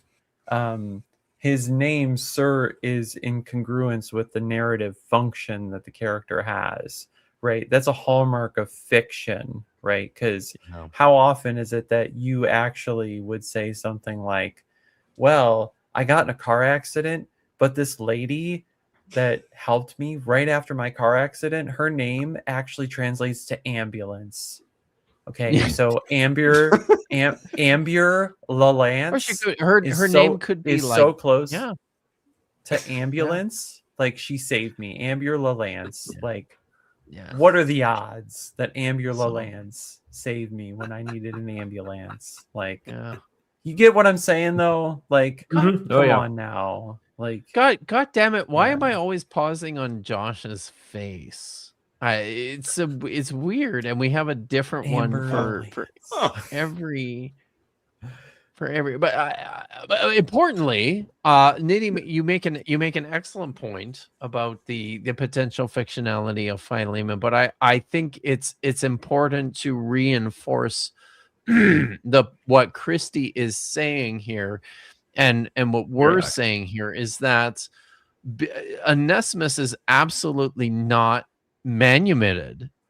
Like he's not. This is not a letter of freedom. And there's all sorts of pretext to this as well. So whether it's Dear fiction, Philemon, I let him the fuck go. He could have said that, but he didn't. Right? Right. That Paul names, and maybe they didn't receive such similar treatment, right? But I also just want to add here that their manumission freedom for slaves in antiquity, happened, right? Like with some regularity, like, and so there were words that Paul could have used here if he meant to manumit. Right? Didn't have to say like more than a slave if you're meaning this. There is nothing wrong with saying like, actually, I'll give you the money to free Onesimus. Like that happened in antiquity and happened often. Yeah. Right. And those words aren't here. Do you know what I mean? Like that. Yeah. Yes. He could have said he's now free. Right. He is a free person because I've paid for his freedom. Right. More than a slave doesn't on its face mean that. Right? It does not. Like mega slave. Mark J. Keown Yeah, says, it's like super slave. translated no longer, suggests not beyond his time. He's like, I kept him late, but I'm sending him back more than a slave. Yeah, because like you notice, like every every scripture that apologists try to use and say, "Oh, see, this is why the Bible is clearly against slavery." Like it never explicitly says slavery bad. It's like, well, it's always, well, if you read it this way, or if you remember this other completely unrelated verse in this completely different book that was written hundreds of years apart from this, then it's like, it's crazy. It's desperate, is what it is. It's desperate. Yeah, so maybe this is why it's Christianity, like over absolute. like almost 2,000 years to realize, oh, the Bible does say slavery is bad. Oh, duh. I'm like, exactly. What took us so long? Exactly. Yeah. But it's clear that and suggests Onesimus' manumission. He is to be taken back. What was that? Sorry, man. It's clear the different treatment for believers versus non-believers. Yes, has been exactly since like the beginning. Yeah. Oh yeah, for sure. Dulon. Hyper here carrying the sense of over and above, beyond, more than. Similarly, more than a slave suggests a status above that of a slave. Murray J. Harris points out, although Paul accepts but does not endorse slavery as an existing social condition and as a legal fact, he emphasizes Onesimus' higher identity as a Christian brother and sets the master-slave relationship on a new footing, and so ultimately undermines the institution of slavery. This contrasts with dominant views of the ancient world. For instance, Aristotle defined a slave as a living tool, just as a tool is an inanimate slave. The theology of the letter to Philemon undermines slavery completely. If slaves must be treated as brothers and equals, it means no man can truly ever be property. Also important is Paul's radical claim of Galatians 3:28. There is neither Jew nor Greek, there is neither free nor slave, there is neither male nor female, for you are all one in Christ. And Paul makes similar statements in 1 Corinthians 12 and Colossians 3. Combining these verses with the letter to Philemon, we see a strong call for equality. No one is property of another. All must see themselves as equal before Christ. Shelley Matthews says, Galatians 3:28 has long been the locus classicus for those arguing that the early Jesus followers were part of a movement with egalitarian impulses. It is widely acknowledged among biblical scholars that 3:28 is not an original insight of the apostle. I've said this before, but like with Galatians 3:28, right? It's pretty clear, like Paul is not talking about reorganizing society by and large, right? And the other thing is that context, the thing that, you know, other people often get yelled at for not observing. If you think about it, Paul is always I can't actually think of a situation in which Paul is asking us to equivocate societal norms with spiritual norms. Can you ever think of an example where Paul wants spiritual norms to be the same as societal norms? Because honestly, I think the theological arguments all hinge upon the idea that spiritual norms or spiritual values supersede cultural values. So like the spiritual identity of persons always supersedes the cultural identity of persons. So in no case is it essentially the case that, oh, I've made an observation of someone's spiritual state, therefore we change their cultural state. No, it's not it. It's everybody, please recognize their spiritual state. And in no way do any of those statements invalidate, usurp, or upend or end their cultural state, right? And so it's all about living that spiritual reality in your physical cultural state, whatever it is, right? And that makes perfect sense with 1 Corinthians 7, right? If you're a slave and can get free, do it. Otherwise, suck it up, right? Like you guys are. That's the argument. Like, somehow much smarter than Michael Jones. Right. But there was the phrase from Paul that he pointed out like a couple slides ago where what he said, like, well, Paul, he wasn't like, he was accepting it, but he wasn't endorsing it. I mean, that's like the hallmark of the abolitionist movement, right? Like they're all like, we accept it, we just don't endorse it, and therefore slavery ended. Like that's how they did it, right? So that's you just described the liberal position in politics. And well, but to the end part of my point, right, is that all that spiritual reality does most charitably give you a higher value or appreciation of the person or whatever, but that can always come irrespective of what function they're serving in society and whether or not you are able to or will change that status, right? The important part is that you're looking at that person, and if your moral conclusion is that person should no longer be a form of property, that's fine, that's great, and in fact I think that's amazing, right? But it doesn't, there's nothing saying don't have that person as a chattel slave anymore, right? It's just not there. Just have it the right way. Not there. Yeah. It's not there. Paul. But that here Paul makes reference to an earlier and thus pre-Pauline liturgical formula uttered as part of the ritual of baptism of believers into the Jesus-following group. Some object and say this verse cannot mean that slavery should be abolished, because that would mean gender and race should also be abolished, which would be absurd. But this is ignoring the context. Paul's point is all are equal. In Christ, male is not above female, and female is not above male. Likewise, masters are not above slaves, and slaves are not above masters. Now, this doesn't remove the inherent meaning of what it is to be male or female, but it does remove the inherent quality of what it is to be a slave or a master, since that relationship is based on inequality. That is hugely problematic there to me. Talk to us He about almost got Galatians it. Me too. 2:28. He almost got it, I guess. No, I mean, like, he recognized the inequality in the information. Yeah. Yes, So but then he had to make shit up to compensate for it, right? Yeah, but here's how that functions. Now he can say he addressed that. So if Just anyone because ever he brings it said up it. in the future, he's like, Yeah. look, I already addressed that. Come on. Wow. Seriously, fucking. This is how apologetics works. It's like they throw out a shit argument, and then they say, "Oh, we've already addressed that." Yeah. He's really he's LARPing as an intelligent person. Like, Yes, he has he is. seen like how Yes. smart people behave, and he's like, "Well, all they do is this," and then he just mimics them. And he doesn't get it. No, that's it. You're right. That's exactly it. So, I mean, first I want to say the quote from Shelley Matthews, like I completely agree with, right? I don't agree with maybe the interpretation of that quote that happened in the podcast, right? But I do think this is true in the sense that Paul didn't make this up, right? This isn't Paul saying be equal, right? And that this was some kind of liturgical formula that was being said.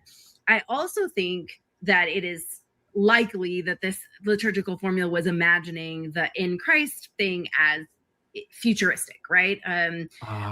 Apocalyptic, right? Like after Something to aspire Yes, to. something to that's aspire similar to, to my something that is point, not right? going to Yeah, happen it's, Yeah, it's exactly. it's a reality You're that's smart. not fully realized. Yes, Okay, yeah. exactly. Now, but not yet. Yes, Right. Yeah. Now, but already not yet. Yeah. Already, but not yet. Yeah. You live. people like you the live LARPing on analogy. Earth So, yeah. as if these things have taken place, even though we're expecting. Right, and that stands in complete coherence with everything else he teaches. Right. Yep. Yes, it sure does. More so than, hey, let's reform the world as it is. Yep. in the world today, Yeah. right?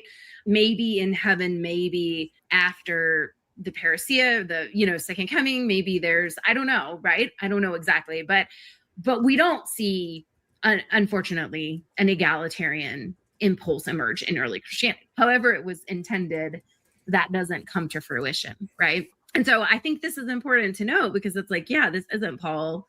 This is some other maybe statement that's being pulled in. But I also think that there's this idea that it's futuristic. But then the issue in the very next thing that he says is like, this wouldn't apply to men and women, right? It would only apply to, that's really true. Where did that come from? I don't But his reason, can we just play it again? Paul's point is all are equal. In Christ, male is not above female, and female is not above male. Likewise, masters are not above slaves, and slaves are not above masters. Now, this doesn't remove the inherent meaning of what it is to be male or female, but it does remove the inherent quality of what it is to be a slave or a master, since that relationship is based on inequality. that relationship is based on inequality. And Just then that I think he goes on to say, right, but the male and female is not based on inequality. Yeah. Because both are made in the image of God. I mean, you know, I of course am, you know, I like that. I'm a feminist. And also in antiquity, men and women were unequal, right? There is a hierarchical structure there. There is patriarchy. I think you can, thinking all the way back to the beginning of this and his invocation of Jennifer Glancy's statement about how deeply ingrained slavery was within the ancient world as just a fact of life. I think you can say the same thing about the hierarchical relationship between men and women. Yes. Right? Absolutely. Yes. And that's why they're paired together that way in this verse, right? Like, yes. Mm-hmm. Or every other household code. Every other So- household code, like every other household code has the freaking Yes. So, but when it comes to like, so they reference like just how normalized slavery was in that culture and like how difficult it would have been to try to upturn that. So a couple of questions on that. First, how normalized was it in societies like in the ancient Near East, like Bronze Age? Like how normal was it for like people to keep their foreskins? I mean that you're talking about circumcision. Yes. So I mean that's a very certainly not every culture circumcised, right? There were Right. a handful that did. So Okay, so it wasn't completely unheard of. No. Yeah. Okay. But there was some that did, right? And a whole bunch that did not. Let's put it that way. Right. So if you're talking to a guy, so say The like Egyptians. Circumcision, it looks like started with the Egyptians. Not all Egyptians, but it was like part of that. Picked up by the people who identified eventually, picked up as part of the Yahwistic cultic ritual, as a way to kind of distinguish themselves from the other people, right? Like in the area. So, right. But not people. But the fact that they apparently had to institute this as a custom meant to the people they instituted it with, before that time it was not their custom. So basically, like, this is one of the things I always come back to, and not just me. I've heard like a lot of people say this, like when they talk about like, well, it would have been so extreme. It's like God convinced them to chop off the tips of their dicks. Like, right? What do we mean? But also, in the context of coming out of slavery in Egypt, and essentially, like once they got to the Promised Land, like kind of starting their culture like from scratch, you would think, especially coming out of being slaves themselves, if there was ever a time for God to say, "Hey, maybe no more slavery," that would have been the time. It would have been the perfect opportunity. Like, because even with the people, like I've heard like people like Bill Craig say this, well, it was like a form of like, well, they didn't have a welfare system. So the whole like indentured servitude, it's like, or maybe God just could have told him to have a fucking welfare system. Like, Look, Yahweh can't write any political policy better than America. Okay. And if America has welfare, that is just out of bounds. It's just too much. Nope. Yeah, the nationalism has to come out on top. Jillian managed to write this in the space of less than like 11 words. Beautiful. Right? As you know yourself what? are slaves, neither shall you keep slaves. And also, you can even have that. Yeah. Right. Yeah, You basically can even have that and also say, but I understand that you'll need some debt mechanisms, and here are those. Right. Yeah. That could have been like, but the last could've clause been of like- that can also be, but please don't own that person as property. Right? Like their Right, or children that could are have been not like, yeah. to also help pay off the debt. Right. Just or that that could have little been bit, like at least. Yeah, like Exodus 20 verse 8. Hey, remember how much it sucked being a slave?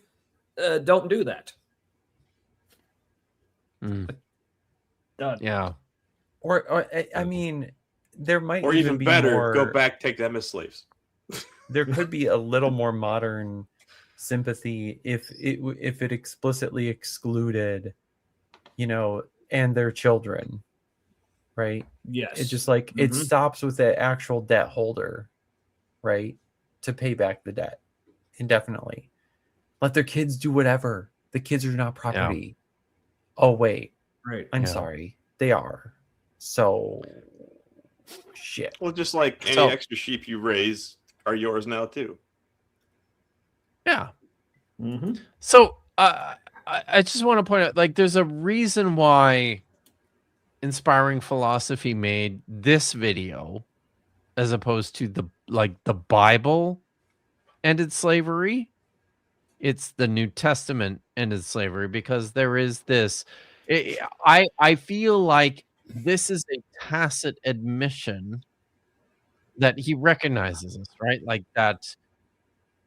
There's a lot of problematic texts in the Bible in the promotion of enslavement, and he's trying to salvage that by going, well, but if we just look at the New Testament, it's fine, it's good, it's all good, it's the New Testament is very much about emancipation. So that new video with Christy Cobb absolutely dunking on IP, and that entire argument is coming out this week.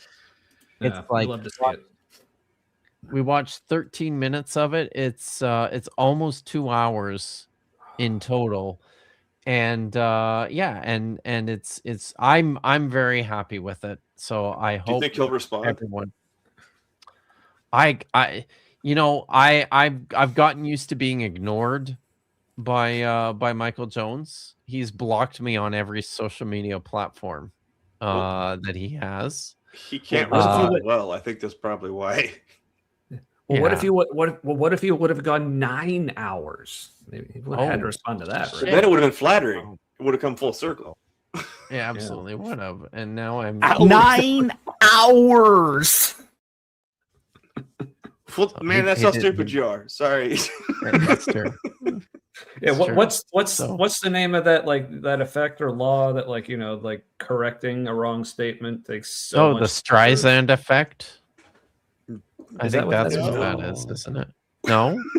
What am I correcting though? Sorry, say it again. I was Well, thinking basically of the like wrong... correcting an incorrect statement can take a lot longer than just making.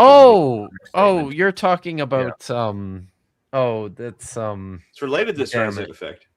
Yeah, that's somebody in the chat knows it. I'm too drunk. But thank you. Brandolini's law. Yeah. Brandolini's law. That's it. So yeah. So yes, the bullshit asymmetry. Yes. That's Austin, right? Is that you, Austin? Good to see you, Austin. Oh, thank you. Of course, Vish is there. Giving something more attention by trying to hide it. Yeah, exactly. And that's what I thought, because I'm drunk, right? And I started hearing just what I want to hear. And I thought that's where you were going. But yeah, so that's just the beer. Yeah. So that's just and wine too. I've been chasing that beer with a glass of wine. So I'm fancy. Yeah. So all right. It's late, and you guys. But this is not late for you guys. This is not. Well, maybe this is a little. We start. Well, I mean, Yeah. We do start like 2 hours earlier, so this would be a late runtime for us. But yeah. So you're sleeping in tomorrow, waking up just in time for Bad Science Sunday. That's what. Waking up to take my kid to Legoland. That's the plan. Oh, are you? Wow, wait, really? How far away is Legoland? 6 miles. Really? What? Holy shit! There's one in Columbus.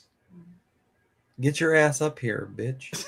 Yeah, right. Like you guys, this is the thing, right? Like you guys all are like neighbors, essentially. For real. But Ohio's weird. Like, There's a whole lot of nothing. Wait. In Columbus. I have enough cameras and microphones for all of us to do one live show together. Did you know that? Get on it. Town. Get on it, you guys. But I can't go we to need you. to see this. Hey, I mean, like half the time There's very enough room in this Marvel studio. I mean, this fucking. There's an Have you extra seen desk the there. Marvel studio? It's like, well, it's don't threaten me with very a good time. impressive. I actually Is that added a whole wallpaper nother or just table shit on with the my wall? DJ stuff. Holy shit! Just right for there. you guys, he added a whole table. It's it's beckoning. Yeah, just for us or the There's two turntable. cameras. Tommy You and both can Matt, be on come one. and hang out You with bring me your own. in my basement. I don't think I can set up OBS with fucking 3 cameras though. I think my graphic just 2. On my onboard graphics probably won't do it, but there you go. Okay. I'm down. Yeah.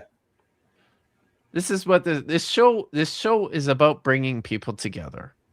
So it is. It's really at the heart of it. That's what it's all about. So Same with us. So yeah, absolutely. All right. So do you guys thank you so much for coming and filling in for the resuscitating astrophysicist trenchcoat weasels. Right. I greatly speaking of which, appreciate it. Yeah, and thanks for having us, because also I meant to say this earlier, but like the big reveal or whatever, like we especially appreciate it because, as people know, the weasels, these are like 3 weasels in a trench coat. Well, we're actually the other 2 weasels, and we appreciate you giving us the chance to finally be Express heard. yourselves. Yeah, and I'll give you this little tip. The big reveal. Holy shit! I know, Wow. right? I was surprised too, but no, but seriously, like, super appreciate you bringing us on. And one other little anecdote I wanted to bring up. I don't know if you guys remember this, but like a while ago, like you guys also just happened to be streaming on a Wednesday night, but you like directed people like over to our show afterwards, and you had some very kind words. And like, I remember like Nitty especially saying like, yeah, Tommy and Matt, they're just like 2 really nice guys. Like that was basically like the impression you were giving people. But after hearing you say, oh, there's 2 really nice guys, we'll direct you over to your channel. I looked at like the timestamps and everything, and I figured out at what point in our show people would have come over after hearing, oh, these guys are just such great guys, they're really nice. What we were talking about was a meme what the image on the meme was just like a sphere that was just like a jumble of scissors, and the caption was biblically accurate lesbians.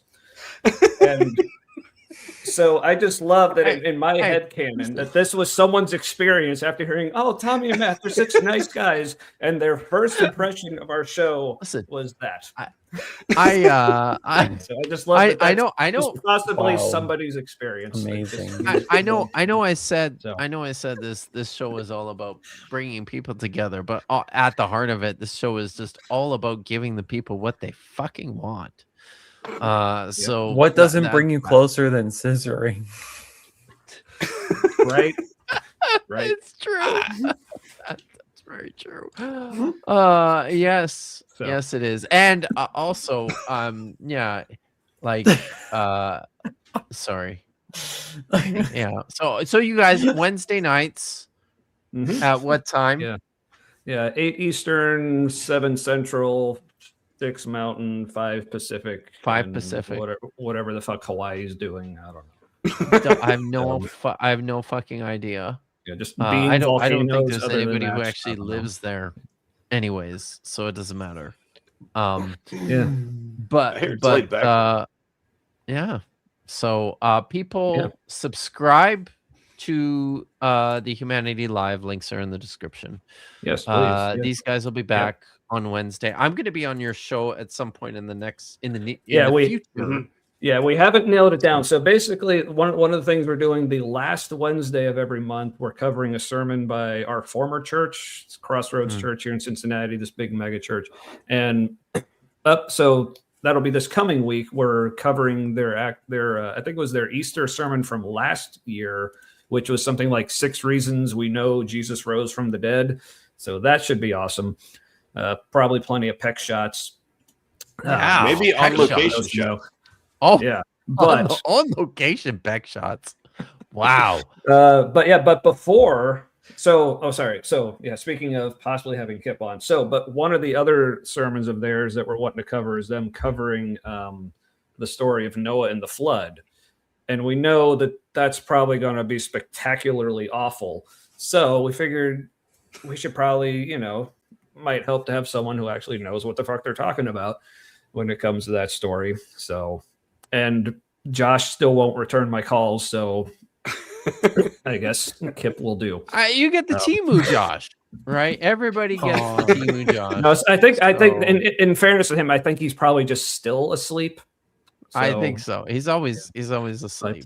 But yeah, we haven't nailed it down. It'll either be so it'll either be the last Wednesday in April or May. We haven't nailed down which exact time we're doing it. But before next week, as we mentioned before, everyone please put on your calendars Tuesday, the 24th at 9 p.m. Eastern. We're on with Misinterpretations, discussing religion and neurodivergence, something that me and Matt both have a lot of experience with. Marin as well. Yes, all three of you. Yeah. Super looking forward to that. Great. But for if people want to check out the channel, like I said, this is basically a lot like what it is. It's just a several hour hangout on Wednesday nights. So we have fun. Hope you have fun too. And it's fun. I like it. I always have fun. So good. Nitty, you got anything coming up? I'm gonna try. I mean, now that the Panera bread is that a thing? That's no. Oh, okay. All right. It's okay. Are they always there? Yeah, Could but you I'm join? Not gonna do that. No. I'm working on. So, I don't know if people here have been watching my channel. I recently have been noodling on a argument based on learning language models to kind of push against tag arguments. So if you think about it, learning language models are physical systems which process large inputs of data to basically, and their result is essentially what we would label as logical, right? So you have a physical system that takes inputs from an environment and produces probabilistic outcomes, right? Which is essentially what we have evidence of what we are, right? So you have a system which takes inputs, produces outputs which look to us as logical, which is all happening in a physical realm. Does ChatGPT have a spirit, an essence, a soul? Does it tap into a database of transcendentals? Or is it just using physical stuff and outputting more physical stuff, much like we do, right? So I'm trying to demonstrate that there's a possibility of knowledge and logic through a bunch of natural systems that emerges much like what we experience, right? And so that's the argument I'm working on my channel, and I want to do another live stream on it. And my live stream, so that was your teaser, right? Emergent logical naturalism, and we're demonstrating the possibility of the contrary, meaning for you non-philo bros that it's possible that physical systems, agnostic of particulars or things, take inputs, have an output that just is probabilistic. From this set, that result is likely to occur, right? And so you don't need transcendental magical woo for that stuff to happen. It just is what happens in a sufficiently complex system or a sufficiently large system. So with enough data, whatever, with enough stuffs, to put it very plainly and bluntly. You gotta have the stuffs. So that means it's possible that physical things can do this thing that we call logic just by the sheer amount of data and how it interacts with it. So, which is what Tag tries to make a big hoodsie puts about. So look at that. Intelligibility and preconditions of knowledge Fuck yeah, Josh, Crazy. get over here. I don't know. Sometime in the middle of the week, hopefully. And then I can I'm gonna try and handle the typical philosophical objections to that. If that's not your cup of tea, fine. Just go do something else. You don't have to watch my channel. No, you just. But I do That hate. sounds good. But I hate tags so fucking much.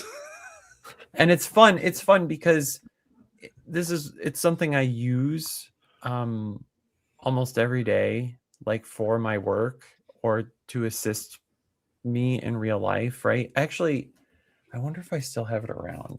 Kip, this is a pretty funny thing here. Hold on a second. Okay.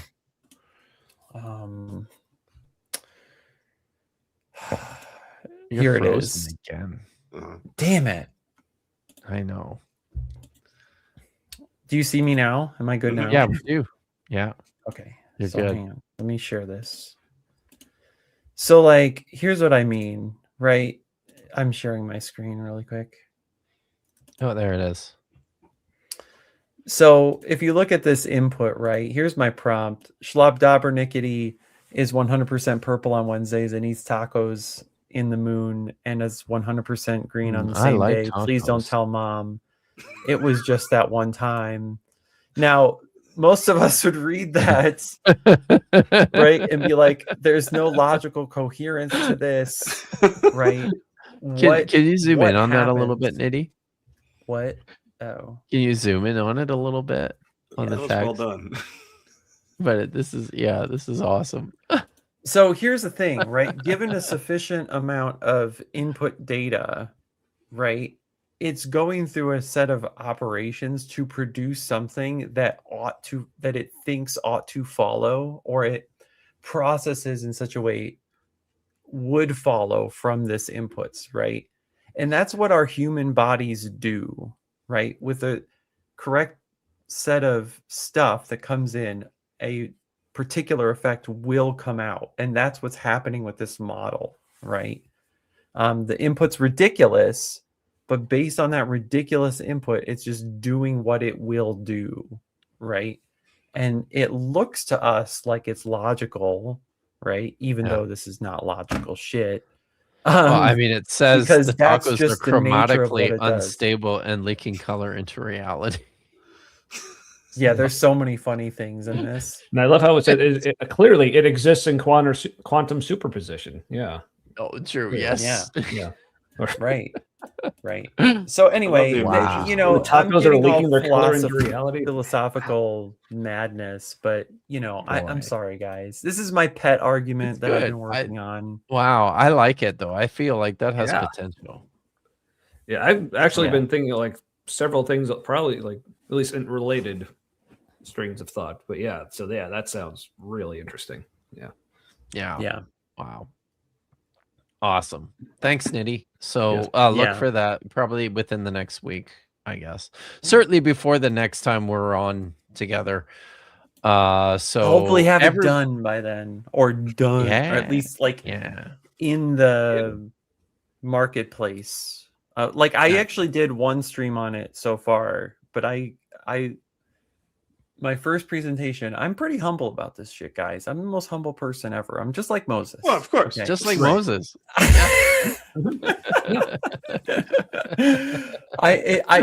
The way I presented it was still open to some objections and vulnerable to it. So I'm still working on it. But you can go watch the one I did before. It's called Tag is Do Not that. It. I've seen that one. Get It's it? very good. Tag is not it. Yeah. What you did there, I see it. Mhm. Yeah. So for me, I've got Yes, the video is coming out this week. The one that we just previewed. So people please look out for that. I'm very exciting for this upcoming week. I do a weekly stream on Thursday evenings that none of you guys watch because it's all in Hebrew. So I do a Hebrew reading stream on Thursday nights with a special guest. This week I'm going to have Jordan. I haven't asked him yet, but I'm sure he'll say yes. But my plan is to have Jordan Jones from Bible and Archaeology come on, and we're Nice. going to continue reading the story of Rahab, who is the baddest ass bitch in the entire Bible. For real. This story is amazing. This is Joshua chapter 2. Come and check it out on Thursday. Holy cow, look who it is. It's The very end Dr. of Joe one. Cariccio, friend of the channel, is Unbelievable. in the house. Seeing a Kip Davis live stream.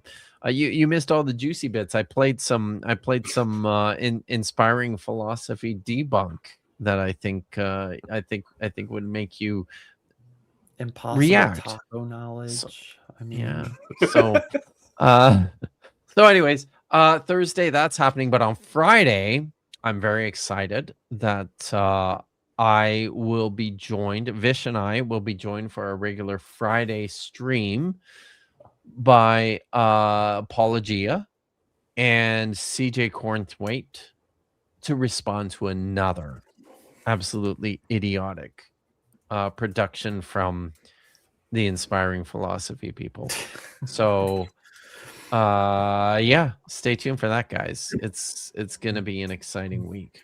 And Nice. I forgot to mention, because the Trenchcoat Weasels are on hiatus, I will be filling in tomorrow on Bad Science Sunday, which is my favorite thing to do every time, because streaming with Maya is awesome. And the goddess, Professor Parks is going to be the featured guest tomorrow. I'm just pressing the play button tomorrow, but Nice. yeah. Word. So check it out, everyone. Subscribe to the Humanity. Thanks again, guys. Yeah, I was actually just checking. We're up to 150 now. Oh, what were you at when you started? No idea. I want to say it was like check 144. it So every we gained day. at least. God damn I think we it. gained 6. Oh So, wow! So yeah. you gain a few. That's awesome. So as So, yeah, is see you my Wednesday, I guess. yeah, absolutely. Go watch on Wednesday, everybody. So I won't I'm looking overlap for, that. I'm looking for an out here. I'm going out with this one tonight. It's one of my favorites. So everyone, be good, stay safe, and as always, ha tikva. You literally are talking about. We did miss a chat from Kip. Mark pointed out. Yeah, Kip never says anything important. Oh, that's because that was during The when Dead Street Scrolls were written thousands of years ago, Kip. Nobody cares. Okay, so Kip, Yeah. actually, I'm not reading this one. I'll read it. No. I'm heading to bed very satisfied in the unimpeachable fact that the Oilers suck. Wow. Good night, everybody. And he's left, so you can't even reply. He dropped the mic. That's it. It's the only reference we need to make to that tonight. Moving on.